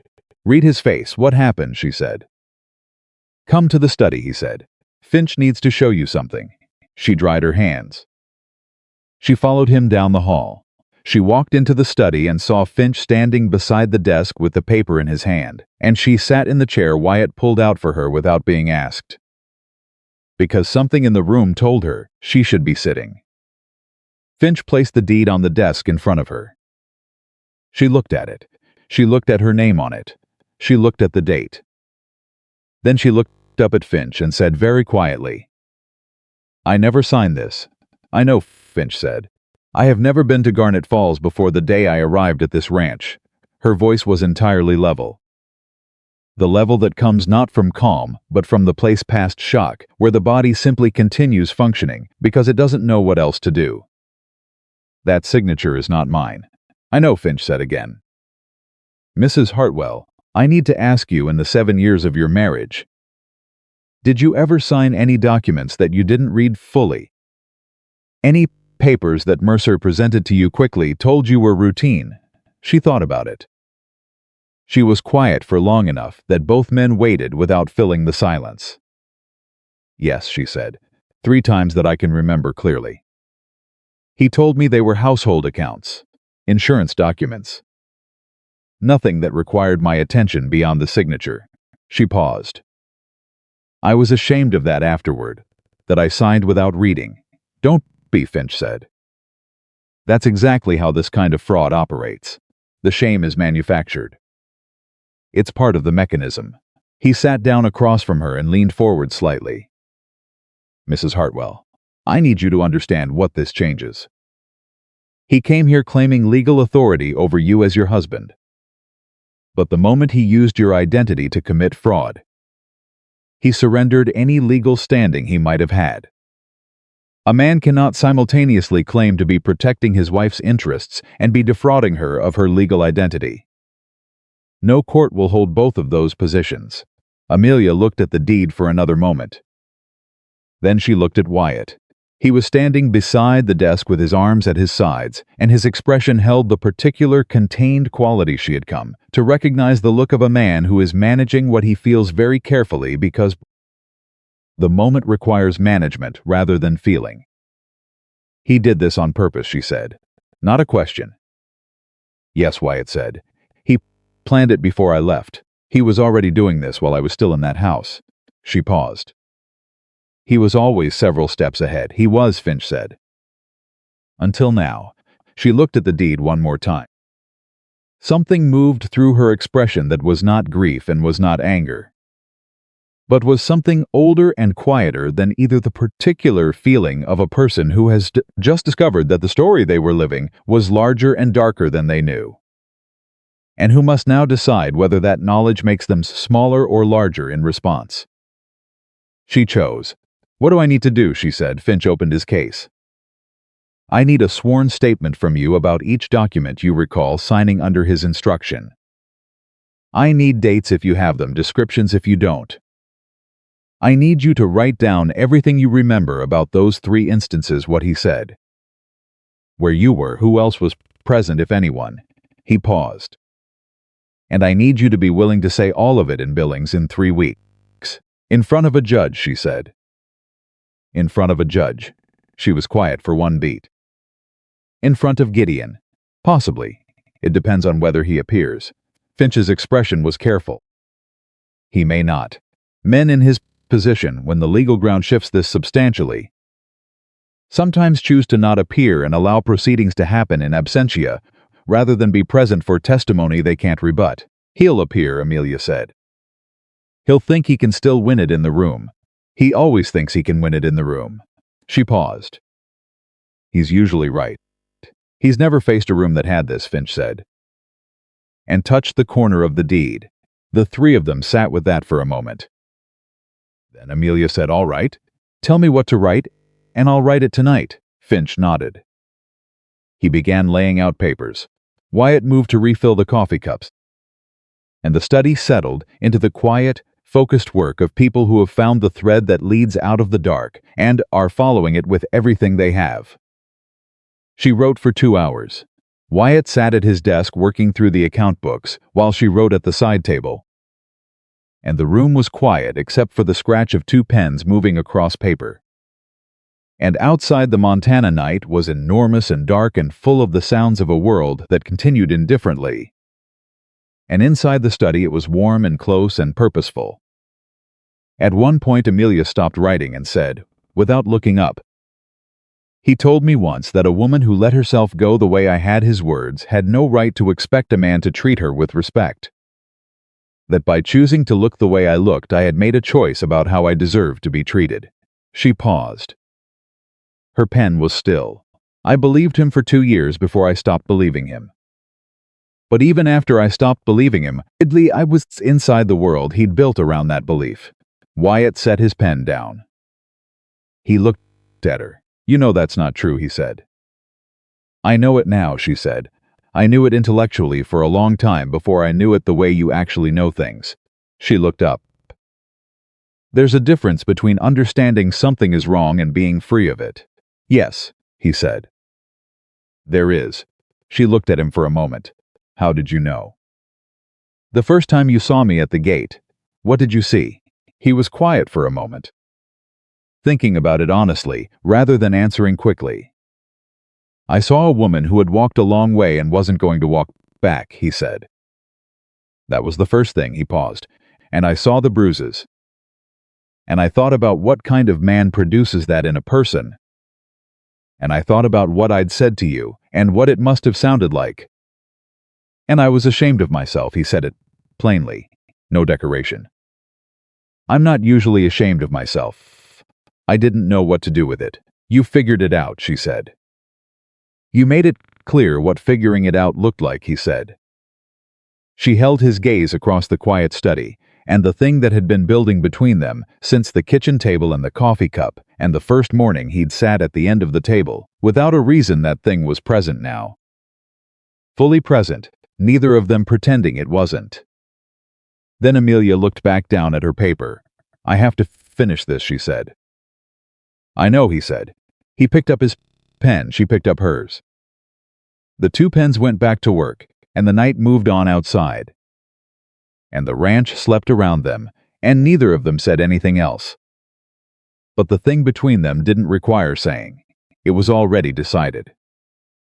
The next 10 days were the strangest of the whole summer, a waiting that was not passive because there was too much to do. But that had the quality of a held breath. Finch worked from the spare room Mabel had prepared for him without being asked. Sending and receiving correspondence, building the legal structure around Amelia's statement and the deed and the investor complaints, and the Crane matter into something that would stand in a Billings courtroom. Word traveled the way it always did. By the end of the first week, 3 men in Harlow County who had invested in Mercer's land scheme had each separately contacted Finch's office. By the end of the second week, the man named Crane had sent a representative to Billings.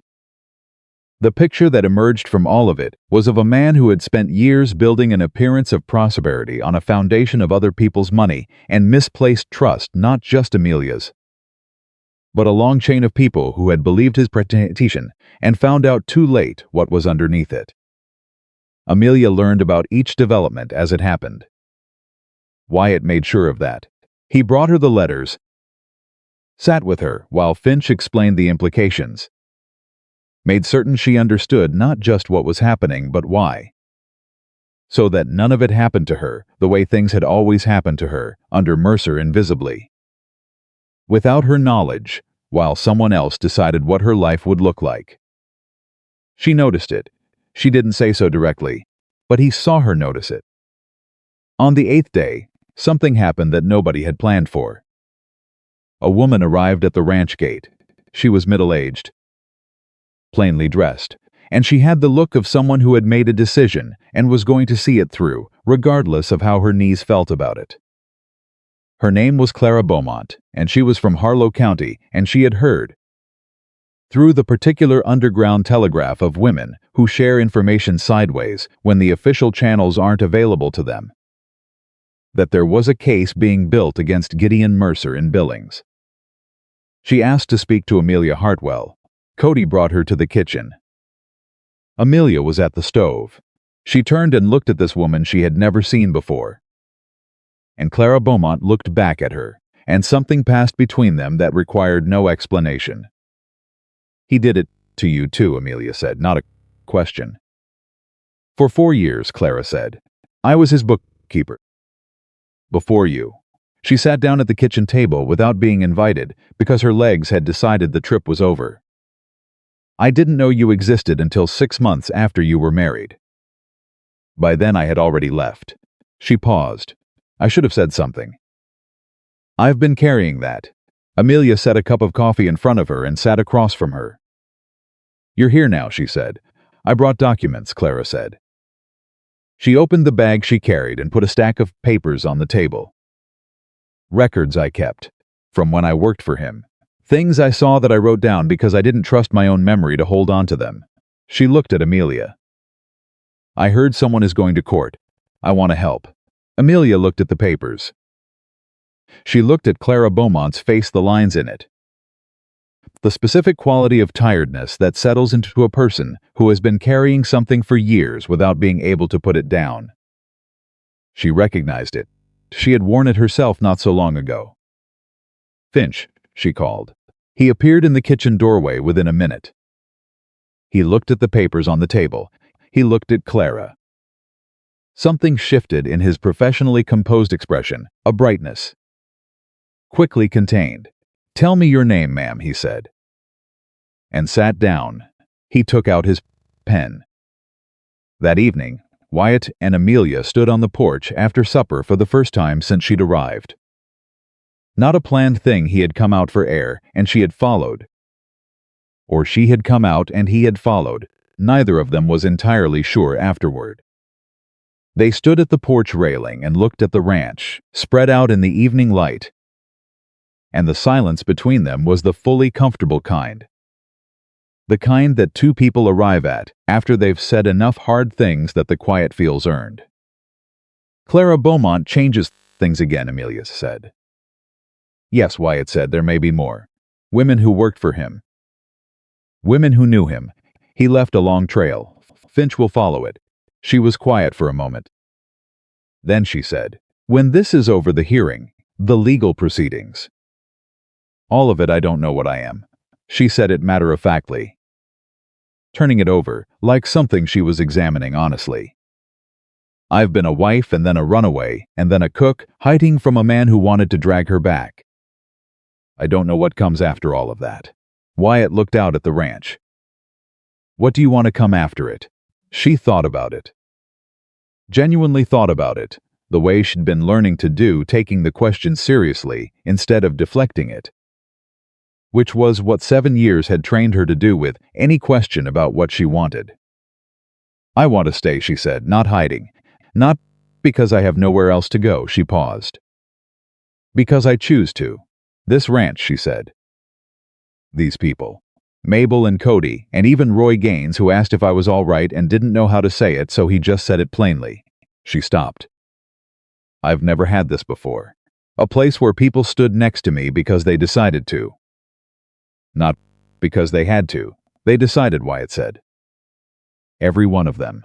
She looked at him. So did you. He held her gaze. The evening light was gold and long across the yard, and the ordinary sounds of the ranch at day's end moved around them. And he said, with the plainness that was simply how he was made, I decided the moment I opened that gate. I just didn't know yet that that's what I was doing. She looked at him for a long moment. Then she said Wyatt. It was the first time she had used his name. Not Mr. Callahan, his name. He felt it land somewhere specific. The way things land when they're true and overdue. I know, he said. I'm not ready to. I need the hearing to be done first. I need to stand up in that room and say what I have to say. I need to be finished running before I can. She stopped.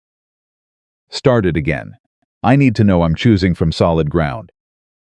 Not from fear, not from gratitude. She looked at him steadily. Can you understand that? He said. No hesitation.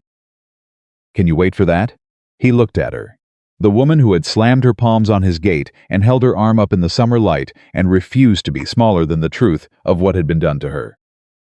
The woman who had cooked breakfast for 20 men the morning after crying alone in his kitchen. The woman who had written in a journal for 4 years without knowing she was building her own defense. The woman who had looked at Gideon Mercer through a window and not stepped back. I've been waiting 6 years for something to feel right again, he said. 3 more weeks isn't going to break me. Something moved across her face, not the almost smile this time. The real one. Full and unguarded, the smile of a person who has stopped performing how they feel and is simply feeling it. She turned back to the yard. He turned back to the yard. They stood there together in the evening, not touching. Not needing to. In the particular closeness of two people who have said the true thing and can now simply be in the same space without it being complicated. Inside the house, Mabel appeared at the window, looked at the two figures on the porch, and went back to what she was doing with the expression of a woman whose assessment of a situation has been confirmed. 2 days before the Billings hearing, Mercer made his final move. It came not as a legal document and not as a visit. It came as a letter, delivered to the ranch by a hired courier and addressed to Amelia directly. Wyatt brought it to her unopened. She looked at it for a moment. At the handwriting on the envelope, Gideon's, she knew it the way you know something that has had authority over you. Bone deep and involuntary, and then she opened it. She read it standing at the kitchen counter. Wyatt watched her face. The letter was 3 pages. She read all 3 without stopping. Her expression did not change significantly, but he saw the small movements, the jaw tightening once, the brief closing of her eyes partway through the second page, the single, very controlled breath before she turned to the third. When she finished, she folded it and put it on the counter and stood there with her hand flat on top of it. "What does it say?" Wyatt said. "Everything he always said," she said. "Wrapped in different paper." He paused. "He says he loves me. He says he's sorry. He says I've misunderstood things. He says if I come home he'll drop all the legal proceedings. We can start fresh. No one needs to know any of this happened." She looked at the folded letter. "He says he's a changed man, is he?" She looked up. "Men like Gideon don't change," she said. "They adapt. They find a new presentation when the old one stops working." Her voice was completely steady. "This letter isn't love. It's a last attempt to make the legal problem disappear by retrieving the witness." Wyatt looked at her. "What do you want to do with it?" She picked the letter up. She carried it to the stove. She opened the firebox. She dropped it in. She closed the firebox. She turned around. "I want to finish the dinner I was making," she said. "And then I want to go to Billings in 2 days and say what I have to say." Wyatt looked at her for a long moment. Then he said, "I'll have Cody get the horses ready at first light." "Thank you," she said. She turned back to the stove. Wyatt left the kitchen and walked down the hall to the study where Finch was working. And he came in and sat in the chair across from the desk and said, "She burned the letter." Finch looked up over his glasses. "Good," he said. "Is she ready?" Wyatt said. "For the hearing." Finch set his pen down. He thought about it honestly, which Wyatt appreciated. He didn't reach for reassurance. "She's the strongest witness I've put in front of a judge in 30 years, Finch said. "And I've had good witnesses." He paused. "She's ready because she's been ready for a long time. She just needed the room to be ready in." Wyatt sat with that. "And Mercer," he said. Finch picked his pen back up. "Mercer is a man whose entire strategy has been to make sure Amelia never speaks in a room where people are obligated to listen." He looked at Wyatt directly. "On Thursday she speaks in exactly that room, with Clara Beaumont beside her and a forged deed in evidence and 3 men complainants in the record." A pause. "He has nothing left to stand on except his smile. And I have 30 years of experience at making sure smiles don't survive cross-examination." Wyatt stood up. At the door he stopped. "Finch," he said, "whatever this costs. The hearing, the proceedings, all of it. You send the bill to me." Finch looked at him over his glasses for a moment. "She'll want to know that," he said. "She already does," Wyatt said. He went to bed that night with the knowledge of Thursday in his chest. Not like a weight, but like something clarifying the feeling of a situation resolving toward its true shape. The feeling of a thing becoming what it was always supposed to become. If enough people made the right decisions at the right moments. He thought about the gate, the moment he had unlatched it. He thought about how a single decision made quickly and not entirely consciously had set in motion everything that followed, and about how that was usually how the important decisions went, not with fanfare.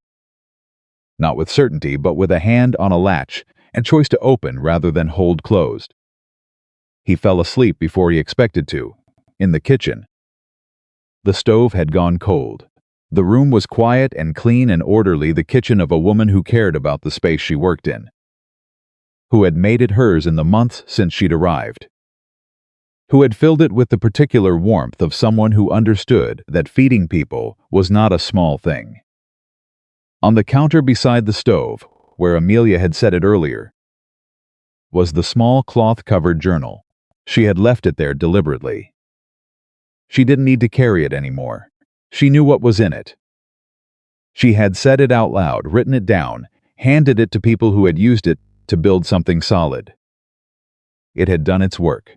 Tomorrow they would ride to Billings. And Amelia Hartwell would stand in a room where people were obligated to listen. And she would speak, and everything that Gideon Mercer had built on the belief that she never would was going to come down. They rode out before sunrise. Wyatt, Amelia, Finch, and Cody Briggs, who had appointed himself to the ride without being asked and whom nobody had told to stay behind because nobody wanted to. The road to Billings took most of the day, and they rode it largely in silence. Not the uncomfortable kind, but the kind that's between people who have already said the necessary things and are now simply moving toward what comes next. Amelia rode with her back straight and her eyes on the road ahead. She had dressed carefully that morning, her best dress. Dark blue, pressed the night before by Mabel, who had appeared at her door at 5 a.m. with an iron and the expression of a woman conducting essential military operations. Mabel had also pressed the collar twice and handed the dress back without a word, which was Mabel's way of saying everything that needed saying. They stopped once at midday to water the horses. Cody handed out biscuits that someone, Amelia, clearly had wrapped in cloth and tucked into the saddlebag without announcing it. Finch reviewed his notes standing up, his case balanced across his forearm, his glasses pushed up, his lips moving slightly as he read.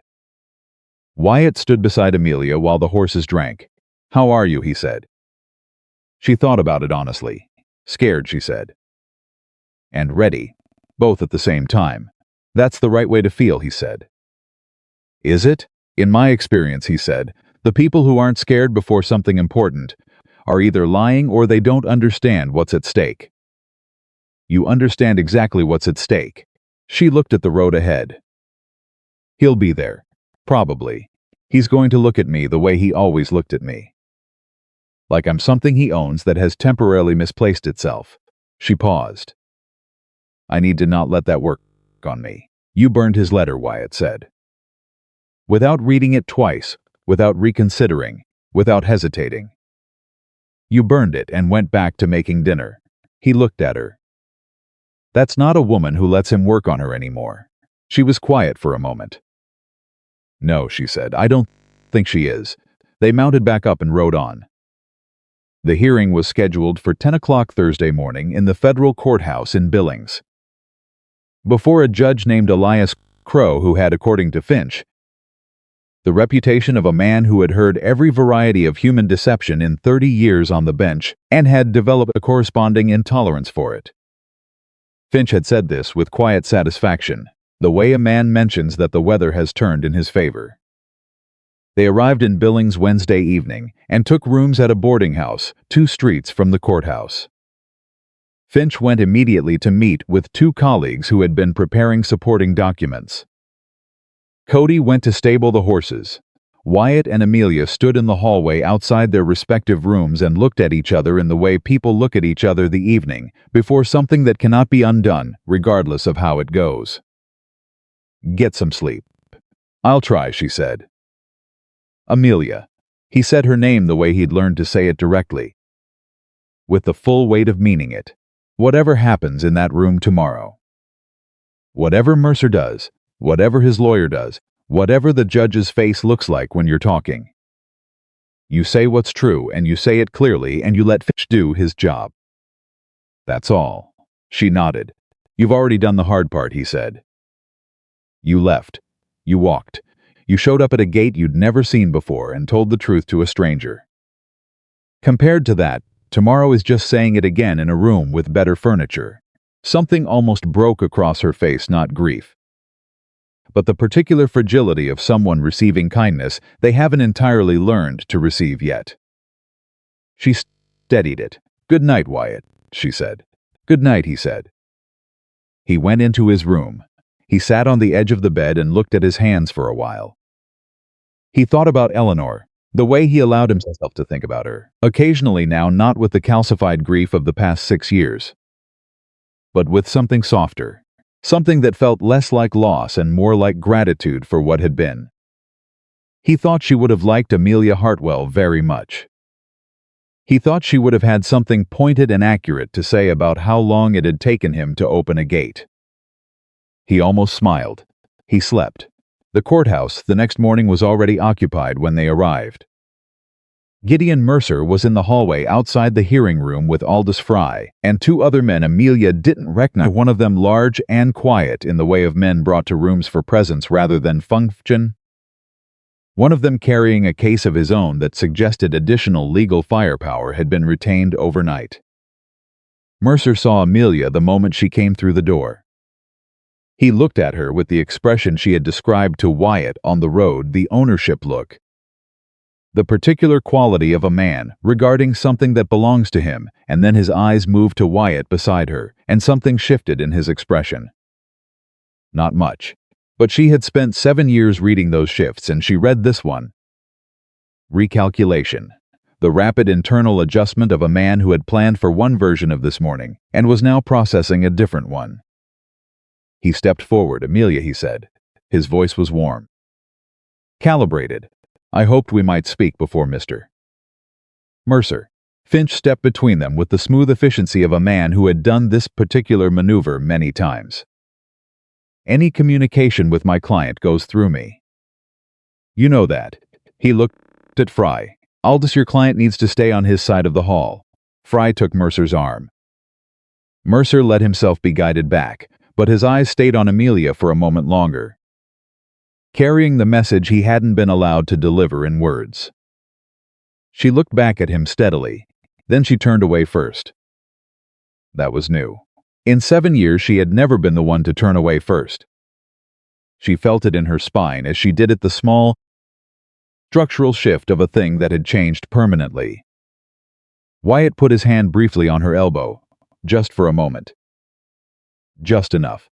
The hearing room was smaller than she'd imagined. A long table, chairs on both sides, Judge Crow's bench at the far end, a large man in his 60s with white hair and the face of someone who had stopped being impressed by performances a very long time ago. He was already seated when they filed in, reviewing papers. And he did not look up immediately, which Amelia found oddly reassuring. A man who didn't perform his own entrance was a man who cared about the work rather than the theater. Clara Beaumont was already seated in the chairs along the wall. She had come up from Harlow County on her own, had refused the offer of company, had simply arrived. When she saw Amelia, she nodded once, the nod of a woman who has made a decision and is at peace with it. A representative from the 4 Harlow County investors sat beside Clara. And beside him a compact, alert-looking man, who Finch introduced to Wyatt in a murmur, as the attorney representing the Crane complaint from Billings. Mercer saw all of them when he came in. He saw Clara Beaumont, and his step slowed for just a fraction of a second, enough to be visible if you were watching. And Amelia was watching before he composed himself and took his seat. He had not known about Clara. Amelia saw the moment he understood the shape of what had been built against him. And she watched him do what he always did, reach for the smile. Apply it, hold it in place. But the smile had less architecture than usual. It was load-bearing in a structure that was already compromised. Judge Crow set his papers down, looked around the room, and said, "Let's begin." Finch went first. He laid out the case with the efficiency of 30 years, the petition, the protective order, the forged deed, the journal documentation, the timeline of fraudulent transactions. He spoke for 22 minutes without notes, because he had the kind of mind that organized itself around truth, and truth was easy to remember. When he finished, he set the forged deed on the judge's table and stepped back. Judge Crow looked at the deed for a long time, then he looked at Fry. Fry stood and made the argument he had clearly stayed up the night, constructing that the deed was a misunderstanding, a clerical error, that Mercer had acted in his wife's interest, that a husband managing property on behalf of his wife was not fraud but governance, that the entire situation was a domestic matter being deliberately mischaracterized as something criminal. He spoke for 15 minutes. He was good. Amelia could see he was good. He had the smoothness of a man who knew how to make a room lean toward him. Judge Crow listened with the expression of a man hearing an argument he has heard before and found insufficient before. When Fry sat down, the judge said, "I'd like to hear from Mrs. Hartwell." Amelia stood. She walked to the chair that had been placed facing the bench and she sat in it, and she looked at Judge Crow, and she did not look at Gideon Mercer. Because she had decided before she came into this room that she was not going to give him her eyes while she spoke. Her eyes were for the judge. Her truth was for the record. Crow said, "Mrs. Hartwell, in your own words, tell me what you know about the deed for the Garnet Falls property." "I never signed it," she said. "I have never been to Garnet Falls. The signature on that deed is not mine." "How can you be certain?" She looked at the judge. "Because I was in my home in Harlow County on the date that deed was filed. I was there because my husband had locked the doors the previous evening and told me I was not to leave without his permission. I remember that date specifically because it was my birthday." She paused. "I spent my birthday inside a locked house while my signature was being used in another town. The room was very quiet." "Can you speak to the other documents Mr. Finch has referenced?" Crow said. "The ones you signed without full knowledge of their content?" "Yes, sir." She had memorized what she needed to say. She said it the 3 instances, the dates she remembered. The words Gideon had used, the things she had been told she was signing, and what they had turned out to be. She said it in the same even, clear voice she used when she was telling something true that she had already processed enough to survive saying. When she finished, the judge said, "Thank you, Mrs. Hartwell." She stood to go back to her seat. That was when Mercer's second lawyer, the one with the additional case, the one who had been brought in overnight, stood up and said, "Your Honor, I'd like to introduce a sworn affidavit from Dr. Horace Bell of Harlow County regarding Mrs. Hartwell's history of sit-down," Judge Crow said. The lawyer stopped. "I haven't admitted that affidavit," the judge said. "And I'm not going to, because I know Horace Bell's reputation and his relationship with the defendant. And I have no interest in character testimony from a man who has been seen having dinner with Mr. Mercer in Garnet Falls in the past 2 weeks." He looked at the lawyer with the flat patience of someone who has been on the bench too long to be played. "Sit down," the lawyer sat. Mercer's jaw tightened. For the first time, the smile was fully gone. Finch called Clara Beaumont. Clara sat in the chair Amelia had just vacated, and she was not graceful about it. She was nervous. Visibly, her hands pressed together in her lap, but she was clear. She talked about the 4 years she had worked for Mercer. She talked about the transactions she had witnessed and recorded. She put her own documents on the table, her own careful handwriting on her own pages. And she said, "I kept these because I was afraid no one would believe me. I kept them because I thought someday it might matter." Her voice broke once. On the word believe. She steadied it and kept going. When she finished, Judge Crow looked at Mercer directly for the first time in the hearing. He looked at him for a long moment with the expression of a man who has arrived at a conclusion and is simply allowing it to settle before he speaks it. "Mr. Mercer," he said, "I'm going to give you one opportunity to say something that changes the weight of what I've heard this morning." One opportunity. Mercer stood. He straightened his coat. He produced the smile, the real estate of it fully rebuilt. The full deployment of charm and confidence, and the presentation of a man who belongs in rooms like this and knows it. "Your Honor," he said, "I am a man who has made mistakes. I won't pretend otherwise. My marriage was complicated, all marriages are. But I love my wife, and everything I've done, including managing property in her name, was done with her well-being in mind.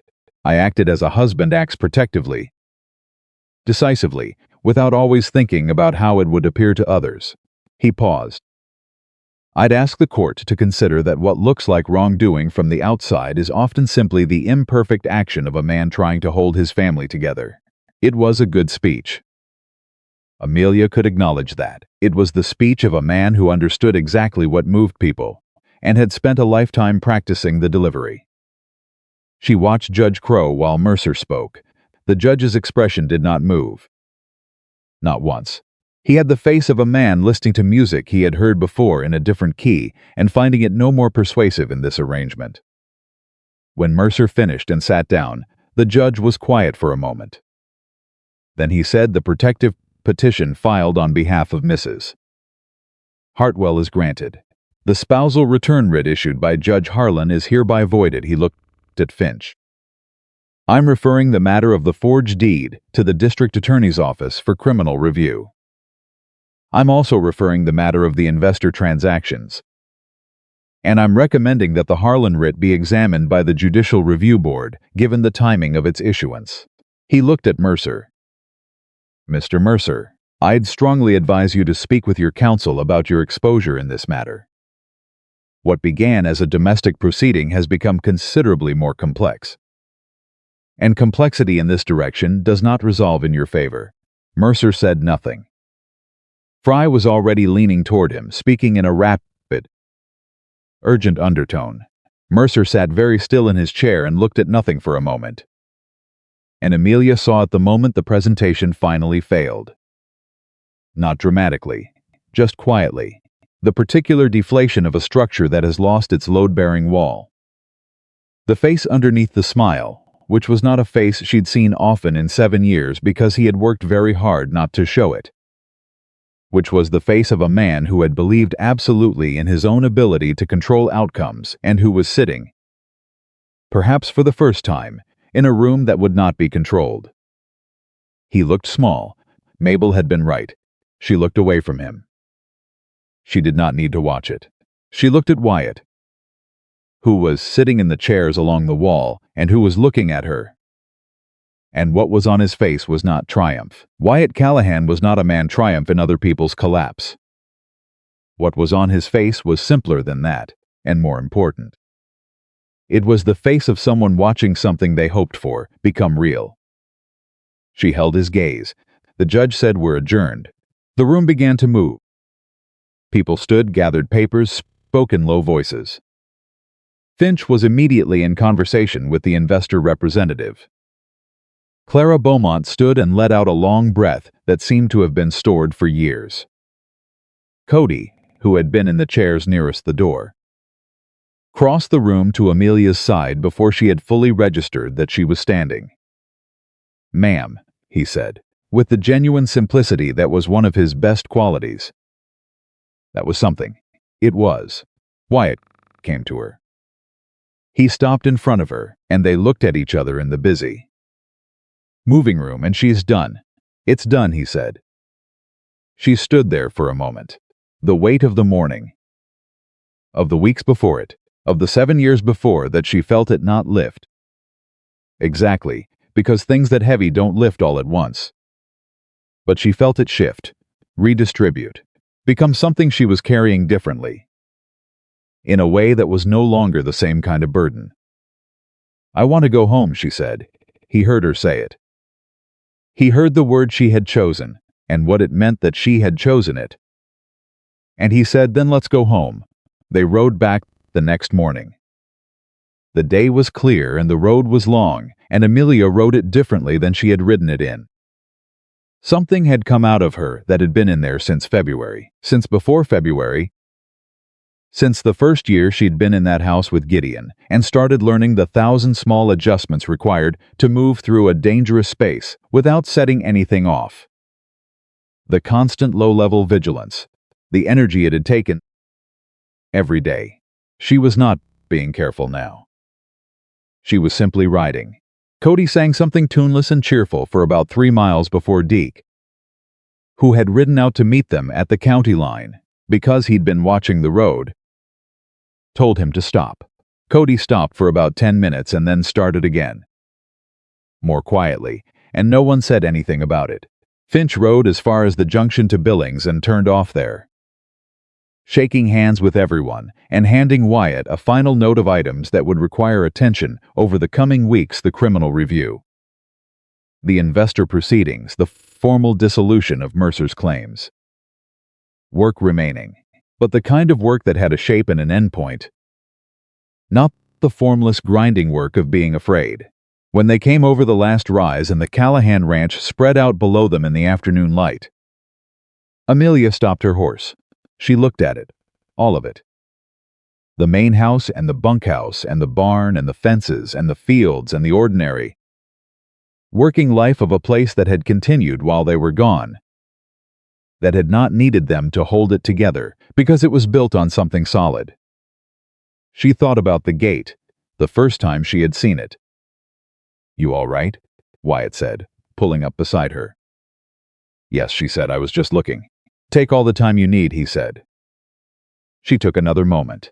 Then she clicked her horse forward, and they rode down together. Mabel was on the porch. She had heard them coming. Mabel always heard things coming, and she was standing at the top of the porch steps with her arms folded and her expression doing the thing it did when she was feeling something she hadn't decided how to name yet. She looked at Amelia. Amelia looked at her. Mabel said. "It's over," Amelia said. Mabel unfolded her arm. She descended the porch steps, two of them, which for Mabel Whitaker was the equivalent of running across a room, and she put both hands on Amelia's arms and looked at her with the full directness of a woman who had learned not to waste the moments that mattered. "Good," she said. "Just that. Good." The whole of what she felt compressed into a single word by a woman who had always understood that the right word was enough. She went back up the steps. She went back inside. Amelia stood in the yard. The hands came in from the fields that evening, and supper was loud in the way it had become loud over the summer, not rowdy but full. The sound of people who had relaxed into each other's company. Pete Driscoll told a story that was probably not entirely true and laughed at his own telling of it. Samuel cleared the plates without being asked, and then sat back down because he wasn't ready for the evening to be over. Roy Gaines said something approximately kind to Amelia when he left the table and fumbled the delivery but meant it. And she thanked him for it, and he nodded quickly and left. And she heard him whistling in the yard afterward. Wyatt stayed at the table after the others had gone. He sat at his end with his coffee, and Amelia sat with. And the kitchen was warm, and the evening was coming down outside. And neither of them spoke for a while. Then Wyatt said, "There's something I want to say. I've been thinking about how to say it, and I've decided there's no particularly, so if I'm just going to say it." Amelia looked at him. "You came to my gate in July," he said, "and I said something to you that I'd like to take back. About the kind of woman you are. About what a woman like you should expect." He paused. "I can't take it back," it was said. "But I want you to know that I've spent every day since then understanding exactly how wrong it was.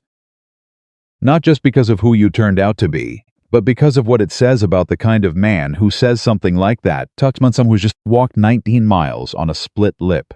She was very still. "You are the most capable person I've had on this ranch," he said. "The most honest. The most." He looked at his coffee. "Started again.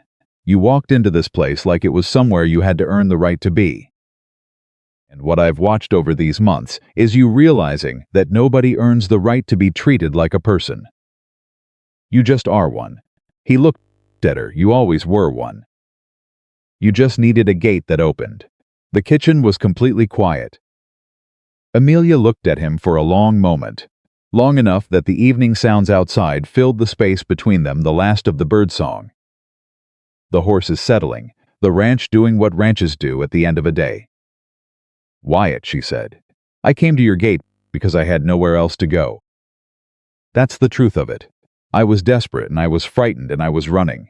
She paused. "But I stayed because of who you are, not what you did, who you are. The man who sat at the end of my kitchen table in the morning, just to be present. The man who said it's right and acted on it before I had any reason to trust that he meant it." She looked at him steadily. "That's not a debt I owe you. That's a person I want to know." He looked at her. "Then know me," he said. Simple as that.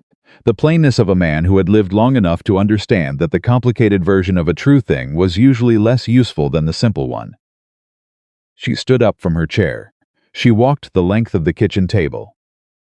She stopped in front of him, and he looked up at her and she said, "I told you I needed solid ground first." "You said 3 weeks," he said. "It's been 10 weeks. I know," he said. "I was waiting." "I know you were," she said. She reached out and put her hand against his face, her hand that had hit a gate and cooked 1,000 meals and written 4 years of truth in a cloth-covered journal, and he reached up and covered it with his own. And they stayed like that for a moment in the warm kitchen, with the evening outside and the ranch around them, and 10 weeks of something that had been building, finally becoming what it had always been becoming. He stood up. He was tall enough that she had to look up at him. And she did, without the lowering of her eyes that 7 years had built into her. Without the instinct to make herself smaller and submit to someone who had the power to hurt her. Because this was not that, and she knew it was not that. And the knowing of it was a different kind of knowledge than the intellectual kind. It was the bone-deep kind. The kind that had taken 10 weeks to arrive and would not be leaving. "Amelia," he said. "I know," she said. He kissed her the way a man kisses someone he has been careful with the full knowledge of what it costs to be trusted by a person who has had reason not to trust, and with the intention of being worth that trust every day going forward. Not as a performance, but as a practice, the daily choice of a man who had decided what mattered and was not going to undecide it. Outside, the Montana night settled over the ranch. The stars came out over the fields, enormous and indifferent, the way the West always was. The way it had always been, beautiful and hard and without mercy for the unprepared. But inside the kitchen of the Callahan Ranch, there was warmth and light, and 2 people who had found each other at a gate in July, and had done the work of becoming people who deserved what they were standing in the middle of. In the weeks that followed, the legal proceedings resolved in the ways Finch had predicted. The criminal referral moved forward. The investor claims moved forward. The formal protective order became permanent. Gideon Mercer's name in 3 counties acquired a different quality, the quality of a name that has been examined and found hollow, that no longer carries the weight it was built to carry. He did not return to Garnet Falls. He did not send letters. The man who had spent 7 years telling Amelia she was nothing found himself in the position of having to attend to his own considerable problems. And the world indifferently, without fanfare, continued, without him being at the center of it. Winter came to the Montana hill country early and cold and complete, the way Montana winters do, and the Callahan Ranch moved into it with the particular readiness of a place that has spent the summer becoming more than it was. The larder was full, the fences were sound, the bunkhouse had a new stove that Samuel had lobbied for, and Pete Driscoll had pretended to think was unnecessary and used the most. Mabel reorganized the household accounts in November to reflect certain changes in the household structure. And she did it without comment and with total satisfaction. Cody Briggs asked by a hand from a neighboring ranch who the woman at the Callahan table was. Said without hesitation, "That's Mrs. Callahan," even though the official ceremony was 3 weeks away yet. Then he went back to eating.